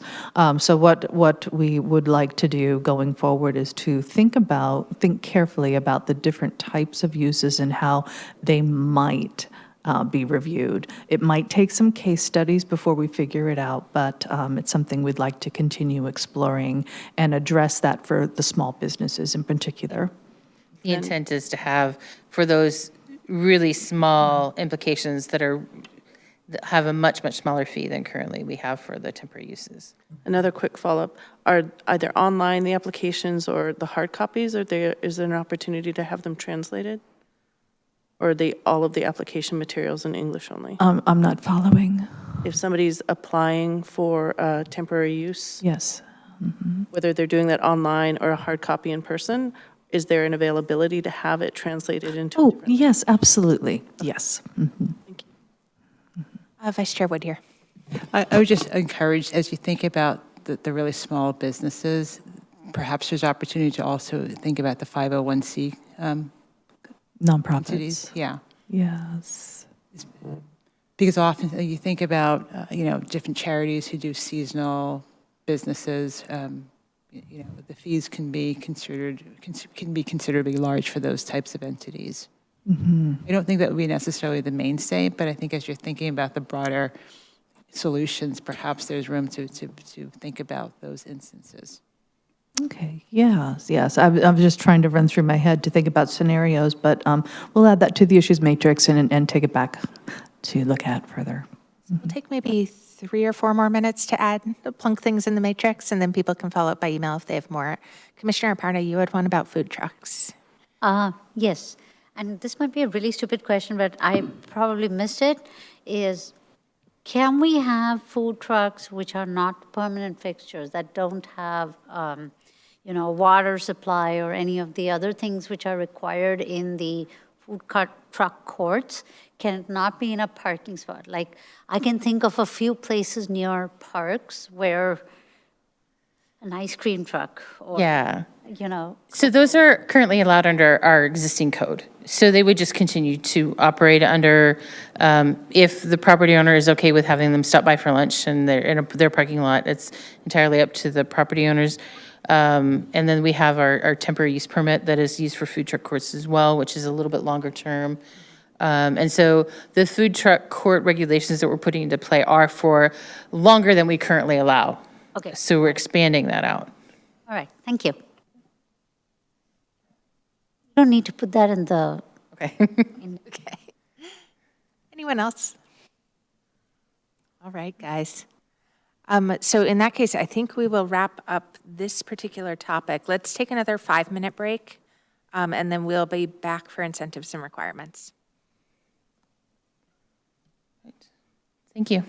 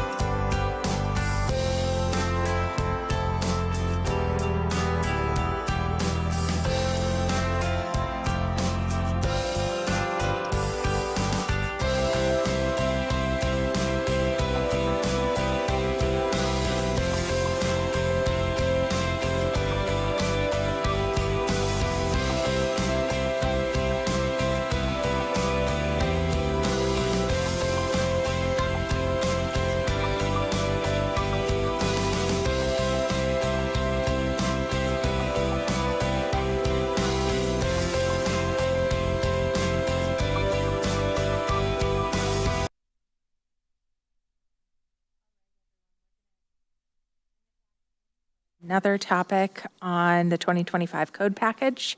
So this is going to be our briefing on incentives and requirements with Becky Fry and Kim Dietz. One moment while I get that PowerPoint up. Kim and I are going to tag team this one. So let me pull that out. And I just want to note, so this is supposed to be 60 minutes on the agenda, but I'm going to cut us off probably at 9:45, so that we can fit in our Redmond 2050 briefing and not extend past 10.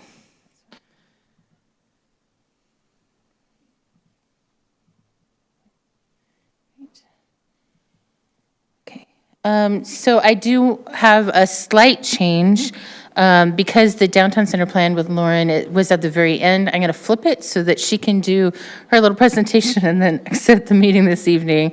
And then we'll go through the next step of the 25 code package and the design-centered updates. This is just an overview, just a reminder. We're going to be going a lot deeper in for several study sessions. But we are hopeful that you would then provide us what you want to talk more deeply about and what you would like to put on the issues matrix as we go through. So I will turn it over to Lauren to go through her downtown center plan. Thank you, Becky. So yes, we're doing a downtown center plan. This is required for our center recertification for the PSRC. So there's going to be no new policies or mitigation efforts in this plan. It's consolidating what's already been recommended in the comprehensive plan from the variety of chapters, and collecting relevant information about downtown from our EIS documents, Redmond 2050, our transportation master plan, our local road safety action plan, and other functional plans that you will be reviewing or have reviewed already. Included in that will be, we'll follow a checklist that's provided by PSRC. So you'll have our vision, environment and climate change, land use, housing, economy, transportation, public services, and innovation, engagement, and racial equity. So similar outline to what you see for the comprehensive plan. I think that may be it. Just wanted to give you the heads up on that coming through the pipeline. Any questions for Lauren? Can I clarify which parts of this you'll need Planning Commission feedback on? Is it all of it, or is it for the downtown center plan, there won't be any specific change because we're just adopting the policies that you've already been through the process. We're just repackaging it. Similarly to the neighborhood plan update, it's just a repackaging. So the input from the community has already been folded. The input from the Planning Commission has already been folded in. So we don't really need input. This is just more of a process. We'll just go through, you'll have a package. It'll be a part of what you recommend for adoption. Great, thank you. Thanks, Becky. Any other questions? All right, thank you. Thank you.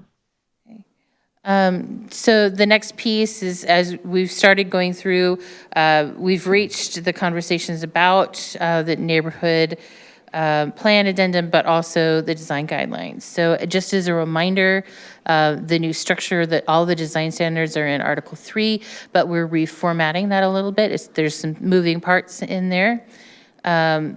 What that will entail will be some things that are currently in 2108, for instance, are going to be moved into 2158 as we move all of the design-related conversations to Article 3. I will turn it over to Kim to just walk through some of the high-level purpose and priorities. Thank you, Becky. So the design guidelines started off being specific to downtown. And they are now being considered for all of the urban centers in some way, because some of some of them will differ, but as a foundation for all of the centers. So first of all, we want to make sure that the design of buildings and spaces do address the Redmond 2050 themes of equity, inclusion, sustainability, and resiliency, and that they do accommodate growth throughout the city based on the community vision. They need to implement transit-oriented development in the specific portions of the city that are identified as such. Every building should be universally and have an inclusive design. It should also implement urban building types, so going from suburban to urban, and should address also the open spaces and recreational spaces on its site. Humans live in these buildings, and therefore the quality of life is very important, and life cycles are very important. And then finally, consistent with all of the changes with policies and code to streamline wherever possible. House Bill 1293, which you actually reviewed code for conformance with this one several months ago, and City Council did act on that on October 15. It was partnered with 5290, so it was permit and design review streamlining.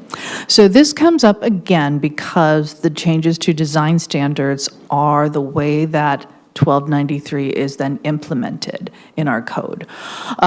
So some very specific things on this is that the design standards or guidelines, they need to be measurable. You need to be able to ascertain your product. It needs to be clear on how you can achieve your product, and then need to be able to provide options that avoid impacting the building envelope, reducing the ability to build to your height and your maximum lot coverage. So avoid reducing in density. And then also to be comparable in the cost. In the underlying zoning districts as a baseline, we start with the height, the bulk, and the scale, and then look at the incentives including public spaces and setbacks and so forth. So that's sort of the mechanism for considering what 1293 is requiring us, the limitations it's requiring of cities, and then a little bit more. So during your design review process, you need to be clear and objective, and staff will have very specific techniques in the code to do this.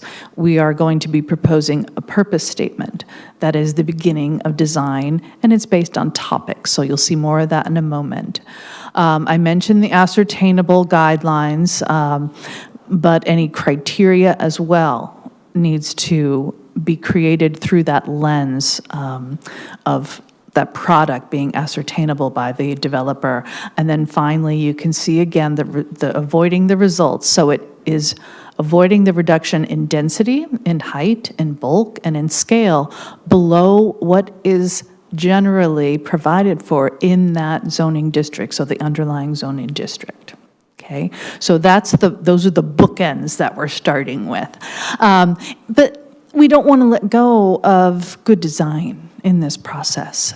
So staff look carefully at the specific topics of design that could work within those constraints, and you can see them listed here.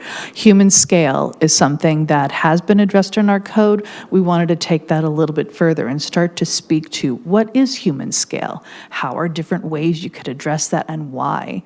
Another one is designing with context or designing with a sense of place in mind. We had not had that focus in our design standards previously, and the context of a location seemed to always be the thing that we wanted, that the city wanted, or we hear from the community that they wanted that, but it wasn't a starting point for the design, and so we're including that as a standard as well. So let's go to the next slide, Becky. Okay, why don't you cover this one on the phasing? So the updating of the design standards is something that's going to take years to do. And so we're not able to get all of it through in this package. There's a lot more going forward. So what you have seen in the first package was the overlake. We did some updates to design standards in that package. That'll go into effect January 1. The downtown design standards that Kim and her team have been working on for the last couple of years are the bulk of what's going forward in 2025. But we're using some other pieces in framework to move that forward as well. And the consolidation and the legislative updates are moving forward in 2025.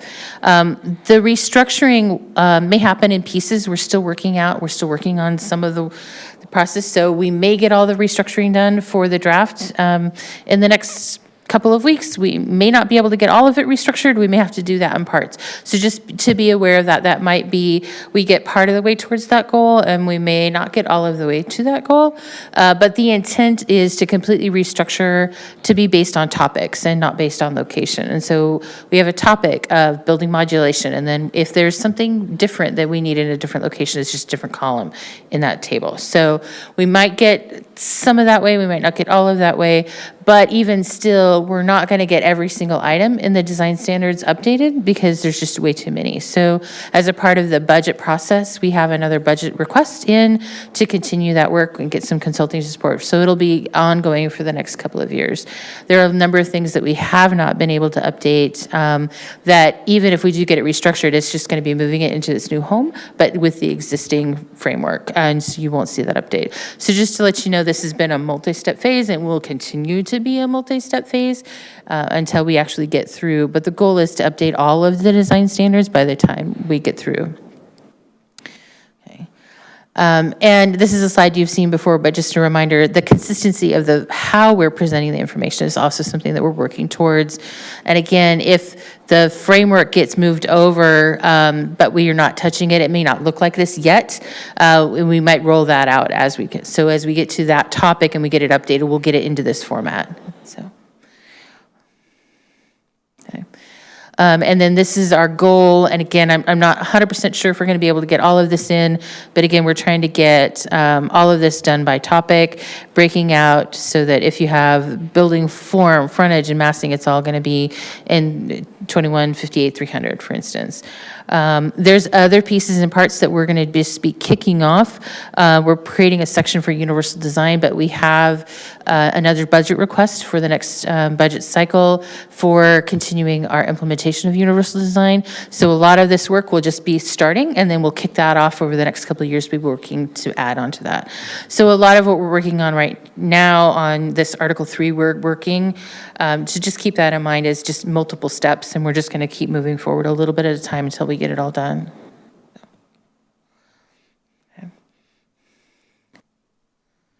Okay, so why don't we just take a pause here? Are there any questions so far? No, I think we're good. Okay, wonderful, wonderful. So regarding the update then, the actual update process that we've used, the first is to include a purpose statement. And the purpose statement serves many purposes.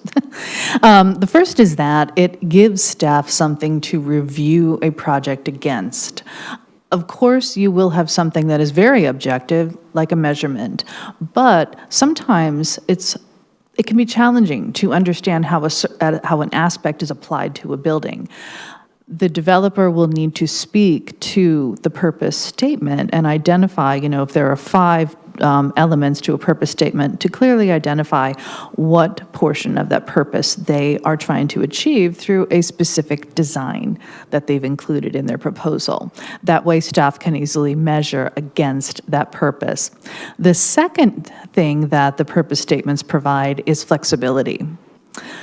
They allow a developer to use an alternative design process that meets or exceeds the purpose statement. So if they want to do something a little bit different than the actual measurement that is the requirement of a design standard, what they can do is they can look to the purpose statement and assure staff through written material or a demonstration, however they can, that they are meeting or exceeding that purpose statement.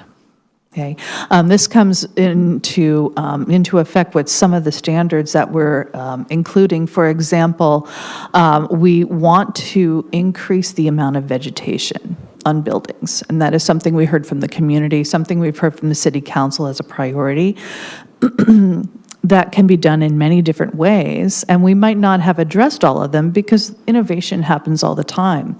So if a developer wants to propose something a little bit different than what we have in the standard, they are welcome to do that, but they need to also demonstrate how it meets the purpose. So I hope that's helpful.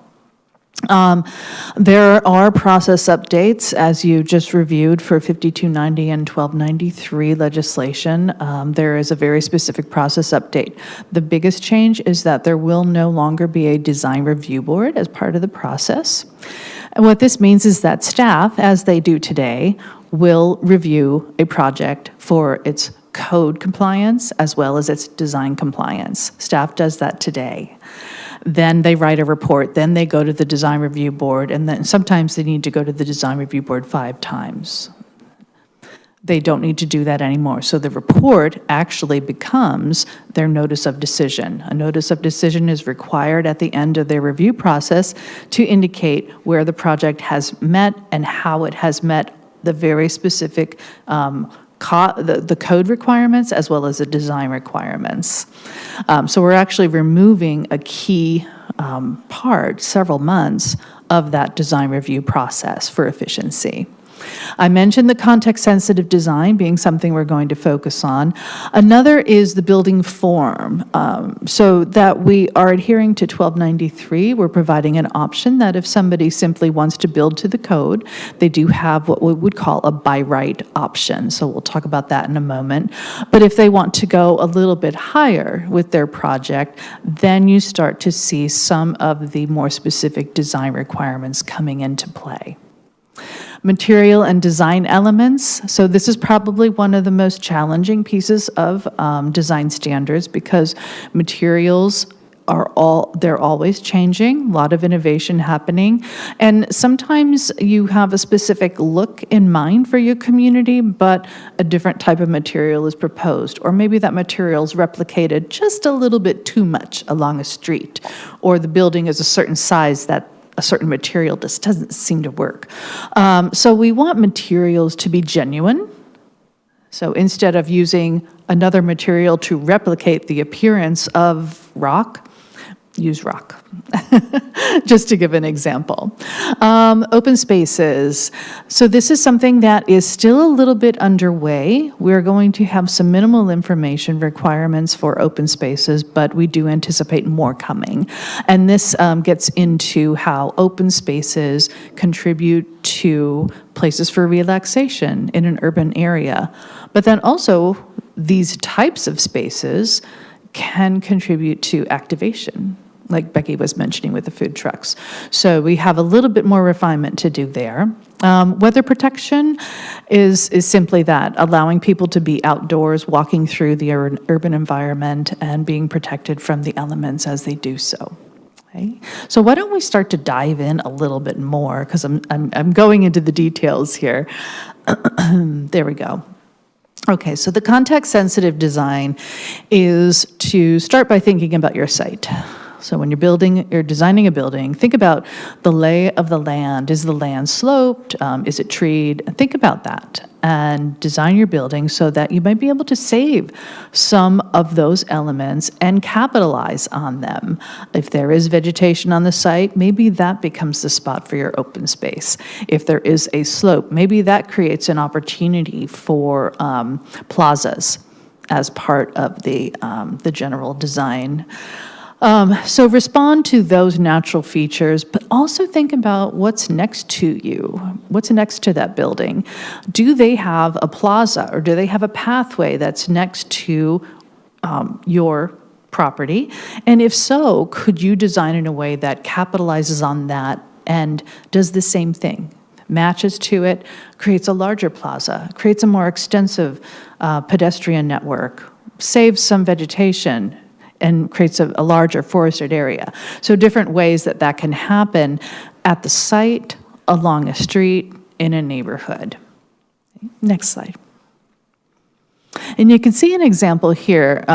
This one was, people voted favorably on this design because they haven't seen anything like it before. They liked the way the corner was curved inward, and it allowed that extension of a plaza. This building is not in Redmond, but it gave that idea of how a building can be modified just slightly and provide something that creates a better experience or a different experience for the pedestrian and for the residents. Scaling to be in harmony with people is important. So that's a specific design concept that can be used at entryways.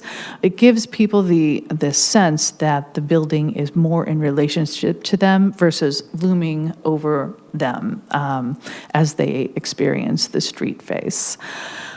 Anything else? Oh, the sun. Yeah, so thinking about your building in the way that the weather reacts. So you have solar access, you have wind, you have rain, and think about that as you're designing the building. You know, maybe there's a different orientation or such that can help you provide a better experience than simply placing a box.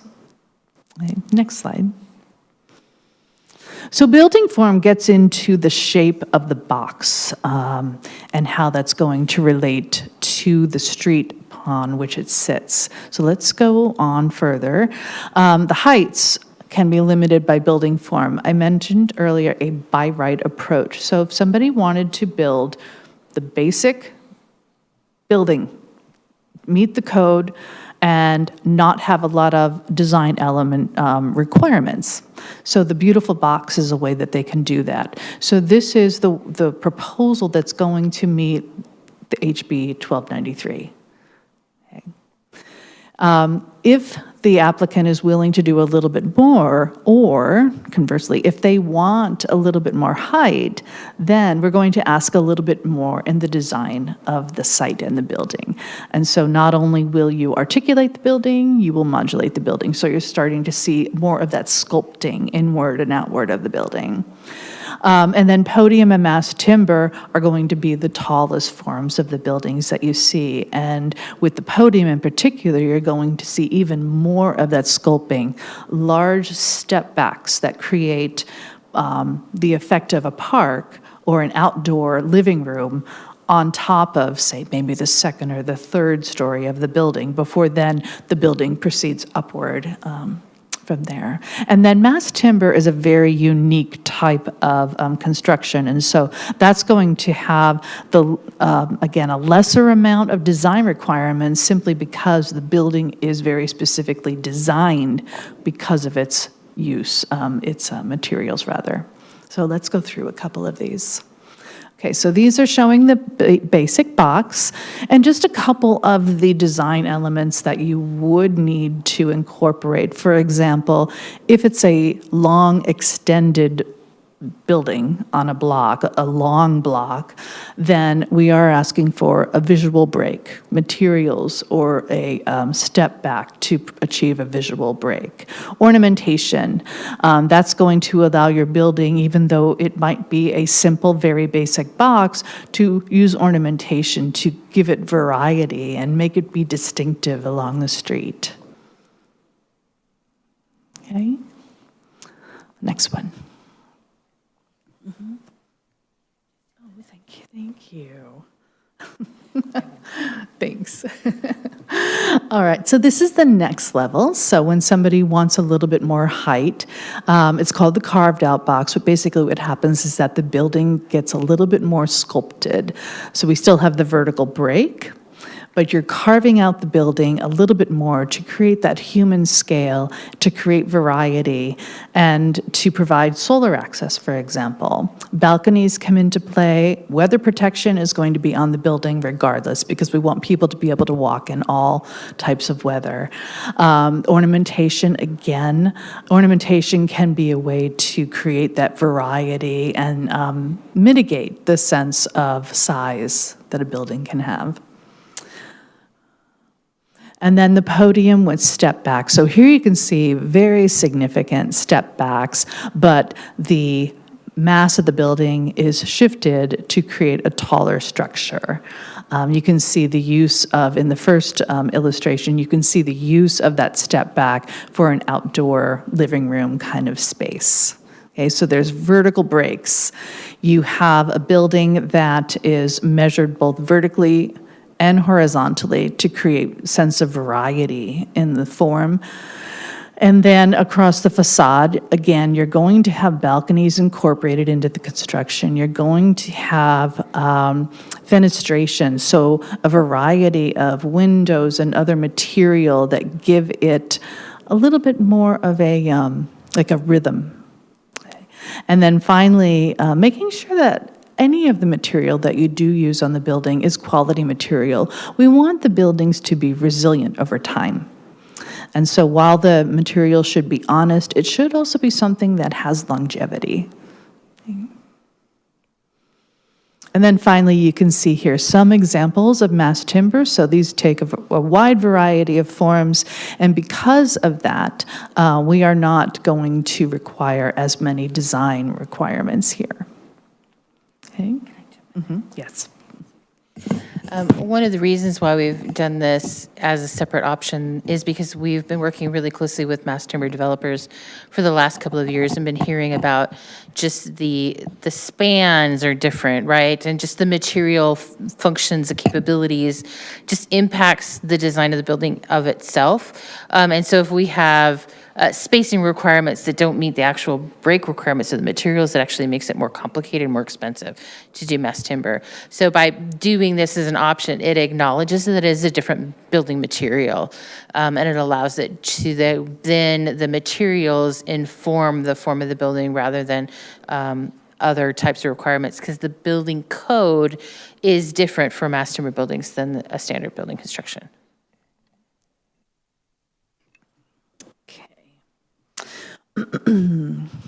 So variation in forms.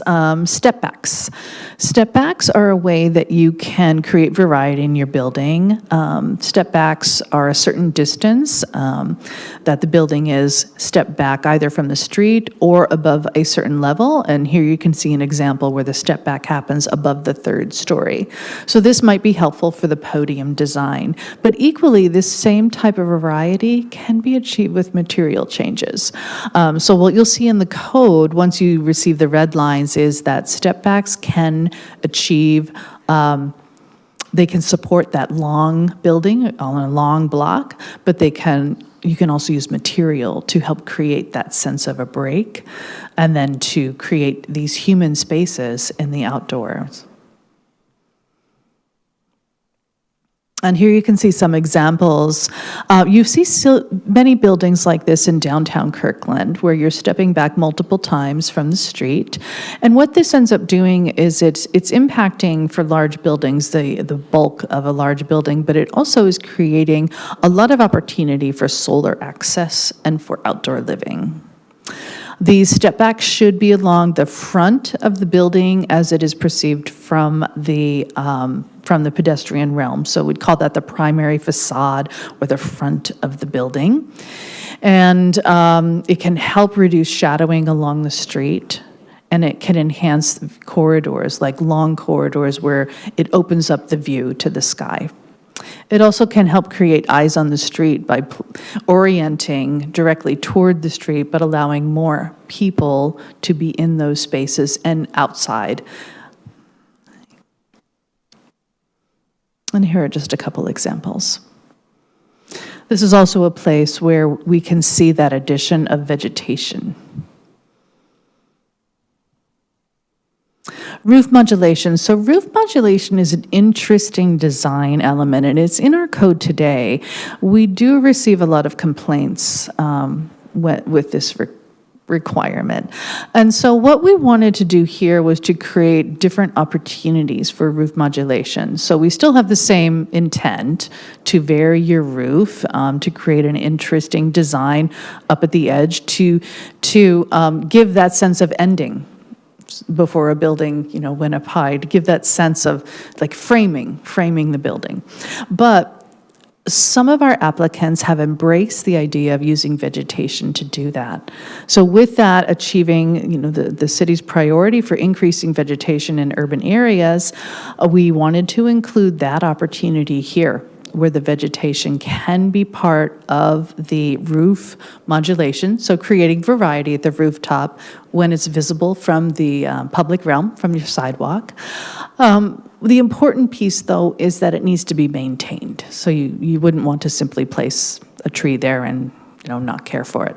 So it's very important to have a maintenance plan with any vegetation that would be used for this purpose. And you can see an example in the upper right that also the community voted favorably on when we had our engagement during Derby Days.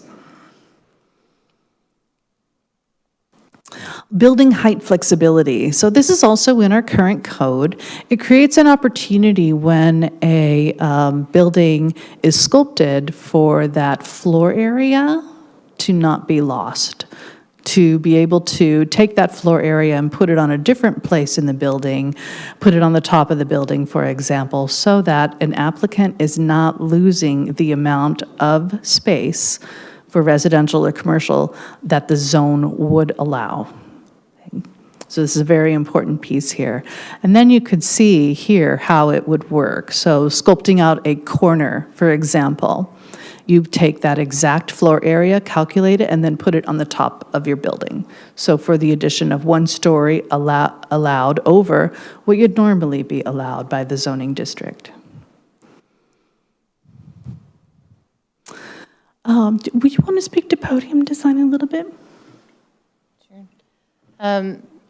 In addition to a bunch of the conversations that Kim has shared previously, we're having a lot of conversations about podiums for recreation, podium access, in Marymore in particular, podium access directly to the street, direct access to the Marymore Park from the podium, so you don't have to go to the interior of the building, trying to get restaurant uses and some other active use spaces up on the podium top.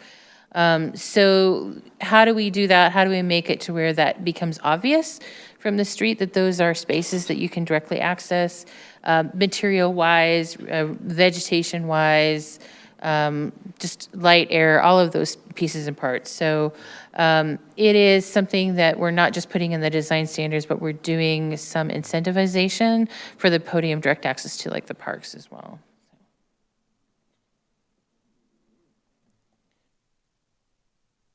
Thanks, Becky. Corner treatments. This is a new approach that we are introducing, and it came from our consultant who helped us work on the design standards in 2022 to move them from a suburban to an urban form. And this is a way that your building design speaks to, in this case, it's showing the street, but we want the building to speak to the pedestrian realm or the sidewalk, or the plazas, the trails that are in the city. So based on the intersection on which this building is located, you would have different treatment requirements for how to treat your corner of your building. So in the 2 examples, the illustrations shown here, you can see how one created sort of a silo effect, and then one used the corner as an opportunity to create the effect of a tower, adding additional height at the corner. So what the requirement is that when you have a corner, say you're at a corner of the highest classification of 2 pedestrian realms. In that case, this is a highly active corner. You are going to be required to do a form of a corner treatment, whether that's pulling the corner in, like we saw earlier, whether it is insetting the corner, doing some very specific, special, or unique design at that corner. And by doing so, you then get additional height. And then it goes that the requirements soften and the incentive lessens as you go to the lesser classification of street. So if you are, say, then in a residential area and you're at a corner, you might not have any requirement at all. So you have a graded kind of treatment, graded kind of requirement, but also then the incentive for that requirement is softened as you get down to the lesser traveled streets or the more residential streets. And to jump in, this is also something that our disability stakeholders really brought up to you, and it came up really early on in universal design conversations because it helps with wayfinding. And so if you have these corner treatments and they look different, it creates that subconscious, easier to identify where you are and where the next break is. And so treating these differently will help in many different ways. If you're not familiar with English very much, or if you have intellectual or developmental disabilities and you just need independence navigating, all of these features really fit in with our universal design conversations as well. And here you can see an example. In one case, a small plaza is created, and then in another case, a little bit more of a plaza, but that floor area that was taken away is not lost in the building. It's simply added to the top of the building. Material and design. Do you want to? Mm-hmm. Yeah, I was thinking now would be a good time for questions, but it also might be a good time to pause on the design and honor your time. Do people have questions? Okay, Commissioner Copley. I actually don't know if this is a question. I wanted to say kudos on the lessened requirements for the mass timber buildings. This feels to me like an example of civic innovation by lessening the regulatory burden on people that are trying to use more sustainable materials. And so I just wanted to call that out because I thought that was unique and cool. Great, thank you. Commissioner Parna. I have sent a few questions via email. I don't want to belabor them here, but just for the record. So.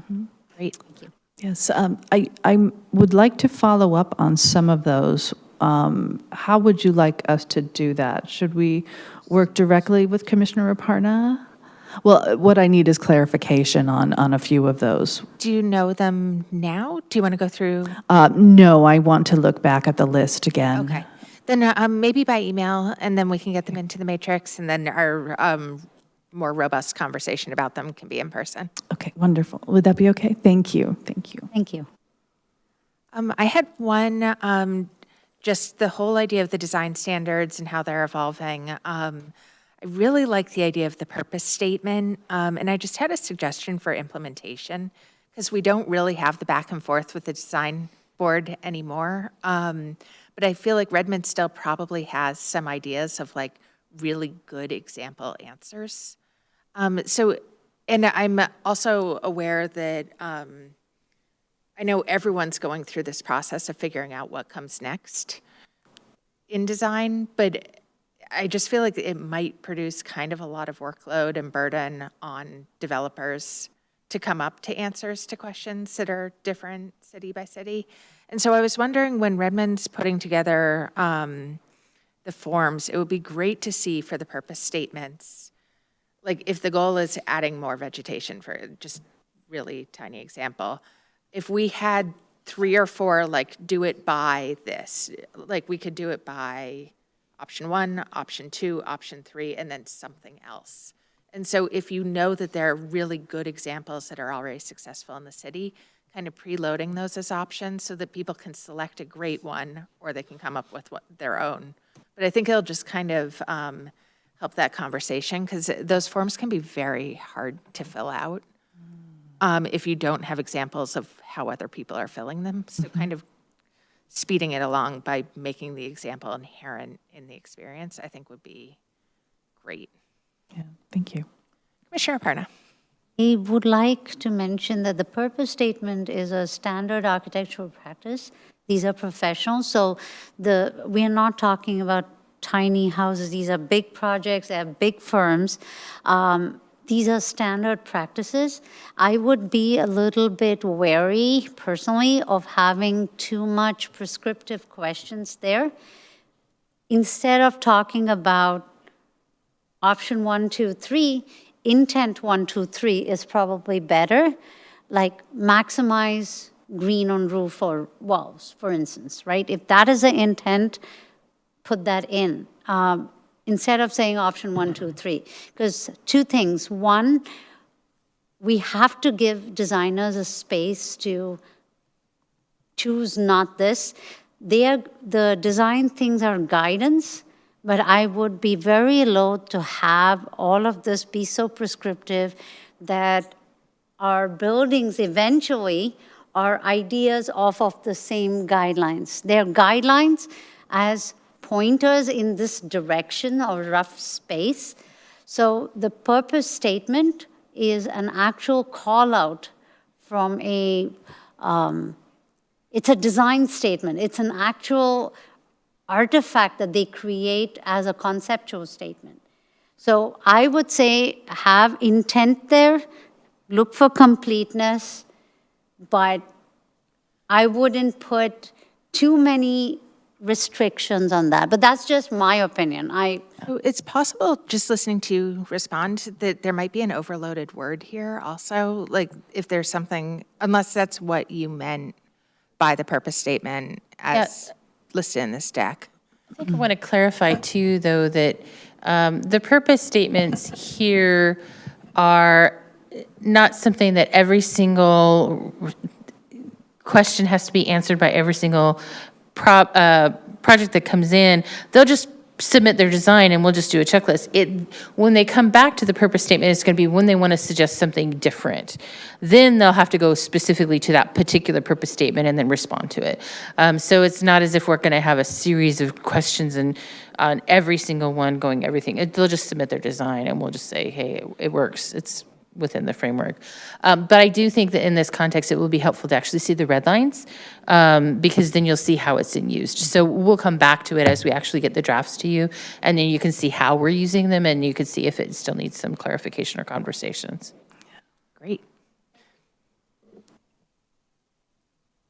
Other questions? Right. So it's 9:37. Did you want us to continue through more, or would you like us to come back to your next Maybe meeting? do one more, I think we have like one more short section maybe. Okay. All right. So materials. Thank you, Becky. I talked a little bit earlier about materials being honest and being resilient. So we want quality materials. We want materials that when they are at the lower levels of a building where the public is engaging with the material, that they are especially resilient, that they don't incur a lot of damage by way of, pedestrians walking by the building and doing what pedestrians do. But we also want to make sure that we allow for innovation. Materials can also contribute to the sustainability of a building. So we want to save space for that. So we want to provide enough guidance that we get good quality products, but we also want to get out of the way when an innovation can happen that is leading to a more resilient and sustainable building. So we're trying to achieve a balance through this. Green techniques are part of materials, so we consider the vegetation to be part of this conversation. And there are different ways that that can be included on a building. We mentioned the roof already, also the podiums. Green walls, something that the City Council has mentioned several times. We want to make sure that that's an opportunity, but also that if a green wall is chosen, that it is done in a way that's going to contribute to the city's climate mitigation, and to the building having a great design for a long time. Bioretention planters or planter boxes, this is another way that vegetation can be used, but this one is a very specific engineering technique. So we want to make sure that that is allowed, but we also don't want to go so far as to say that that is the one way where you'll achieve the green design. So it's part of a suite of opportunities. And then, of course, anything that's at grade for the pedestrian, we want the vegetation included there as well. So here you can see an example of a purpose statement. So we went through all the different reasons that green design can be used in a building. So, I mean, you can see the third bullet, just as an example, provides visual interest over the exterior of a building. So material does that. Here we're using the green as a material. So this gives a developer or a designer a lot of flexibility in how they do this. But what we want to make sure is that they are contributing in some way, and as I mentioned earlier, there's a maintenance plan. So it's better to have the maintenance plan with a little bit of vegetation than to have a lot of vegetation that then we lose over the next year, okay? I should add before we leave this one, though, is that we did hear back from the tribes, and the tribes are very interested in these becoming part of a treatment for habitat. So you can see at the end, it provides habitat and habitat connections. So in order for, say like a bird species to be able to travel from a natural area to a natural area, the building can contribute and provide these resting and foraging areas along the way. Facade treatments. We're taking a little bit of a deeper dive here with facade treatments because one of the priorities the City Council mentioned is the passive home. And the facade can be part of that. It can provide shading on certain facades, certain faces of the building, or it can provide and ensure solar access on other faces of the building. So to think about, go back to that context of your site, think about the orientation and the way that the sun or the wind works with your building and your site, and use the materials to accentuate that. So think of the building as a way to provide comfort and to provide, allow the natural elements to provide that comfort for your residents and visitors. Okay, blank walls. Blank walls are something that is created when buildings have the same treatment over a large expanse. We consider that a blank wall.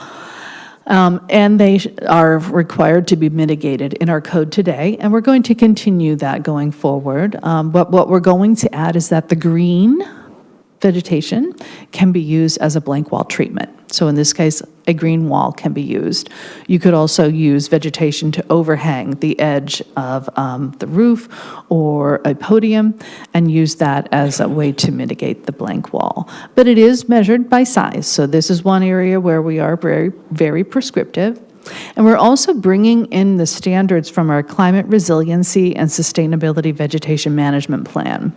There's a wonderful amount of work there that somebody has done to specify specific plants for specific purposes, and we can capitalize on that by applying that to the vegetation on the buildings. Okay. I'm not sure how many more there are. Maybe we'll pause there. Why don't we stop there? Yeah. So does anyone have questions on that last little segment? No. Okay. I had just one question on or maybe a comment on terminology. Green was very confusing to me in this section because I think you mean like planted or vegetation, or like you mean plants green, not sustainable green or logical green, or so vegetation. That particular term was very confusing here, especially because you are talking about some of the options like shading, other things. So it might be good to disentangle so that it's not confusing at all, that you're genuinely talking about buildings covered in plants.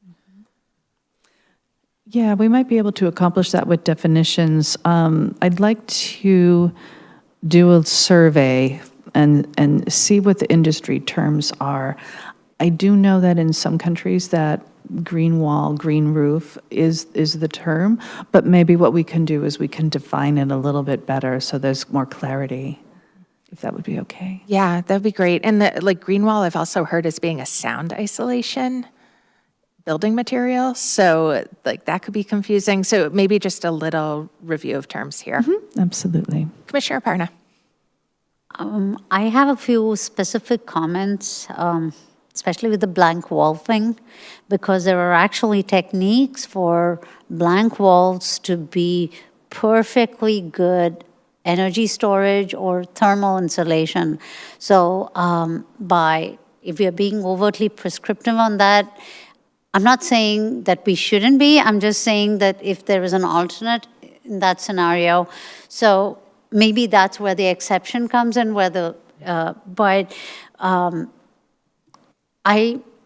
I have only one comment to make. Like, I really like all the ideas here, but I'm really worried that we are limiting our vision, or the way we phrase it counts. It's not what we are saying, it's how we are saying it, I think. I'm concerned that the examples and everything are state-of-the-art for this region at this time. It's not even taking into account state-of-the-art maybe in San Francisco, for instance, right? I'm not saying we should, I'm just saying that we don't know what we don't know, and it doesn't feel like there's a lot of play here, either in this presentation. It could be better in the code, so hopefully the red lines will clear that up. But that's what I'm seeing as a whole bunch of these cases that I'm seeing here. Because when we talk about green walls, you're talking about maintenance of the vegetation, but for the sheer amount of waterproofing that you have to do, and it is an enormously expensive proposition internally, externally. So if we mandate any of that, it is adding costs. It is great for an aesthetic, but we should not be mandating it because there are other ways to get to the same point. Just a clarification too, we're not mandating green walls, it's just one of the options.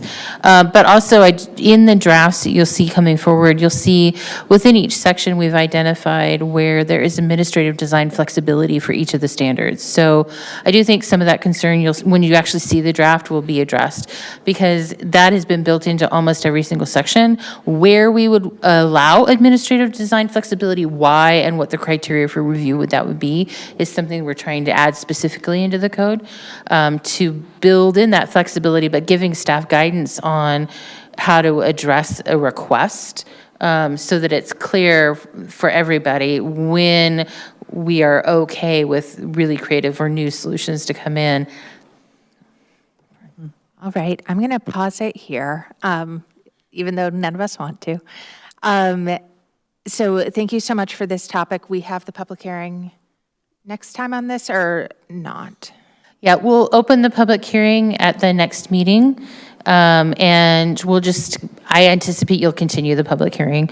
It's a lot of content. You'll probably need at least 2 dates to go through the public hearing conversations. We also, again, we'll have the public hearing sequences in December as well for the other piece, but we'll get started and we'll start tackling this one and try to get it to a point where we can set it aside and then finish up the other and pull it back together. Great, thank you so much. All right, and then with that, we are going to quickly switch to a briefing on the Redmond 2050 monthly update with Jeff Churchill.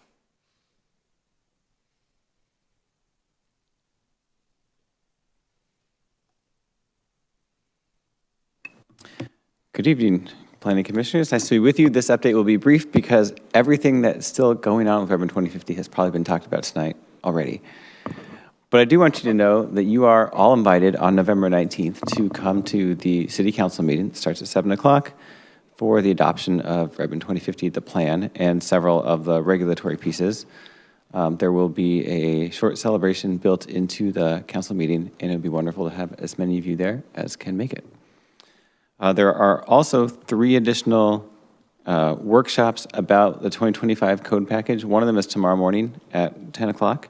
Another one is October 31st at 10 o'clock. And then actually we're going to circle back to the neighborhood zones, which isn't 2025 code package, but it's more about having another opportunity to engage with the community about what's happening come January. So that's an opportunity on November 14th in the evening virtual. So the registration links are all in your packet, and they're all on the 2050 webpage as well. And that is the briefing tonight. Wonderful. Thank you. Next up, staff and commissioner updates. Hi, everybody. Just a couple of reminders on the schedule going forth for November. We are switching to kind of our holidays schedule, so that's the first and third weeks of November and December, so November 6th, November 20th, December 4th, and December 18th, if that wasn't clear. But as Becky also alluded to, November 6th, we have a public hearing, and also our other public hearing is also scheduled for December 18th. So we just want to remind folks that if you're not available for these meetings coming up, can you please let us know sooner than later, just so we can ensure quorum, and if not, we'll, make plans accordingly. So thank you, and that's all I have. Great. Jeff? Yep, I have a couple other things to add. City Council held a public hearing last Tuesday for changes to the multifamily tax exemption residential target areas, basically where developers can apply to have MFTE apply to their projects. That's important because you reviewed the companion regulations and the mandatory inclusionary zoning. And so they asked for some information to be brought back to them on November 4th, so we will do that. And then several of us attended the Washington chapter of the American Planning Association annual conference in Bellevue last week. Staff from Transportation Planning and from Long Range presented at the conference, and then we heard from people around the state on a variety of topics, including new climate elements, like Redmond is doing equitable engagement in small and large communities, and then also, this was an interesting one, using artificial intelligence to analyze large volumes of public comment, and we got to actually, with a much smaller data set, work as humans to analyze it in the session and then watch the presenters feed the same information to ChatGPT and see what it could do kind of in a few seconds. And that was very interesting. That is what I have to add. All right, any commissioner updates? All right, in that case, I look for a motion to adjourn. So moved. Second. All right. Yay. All in favor? Aye. Aye. All right. Then we're adjourned.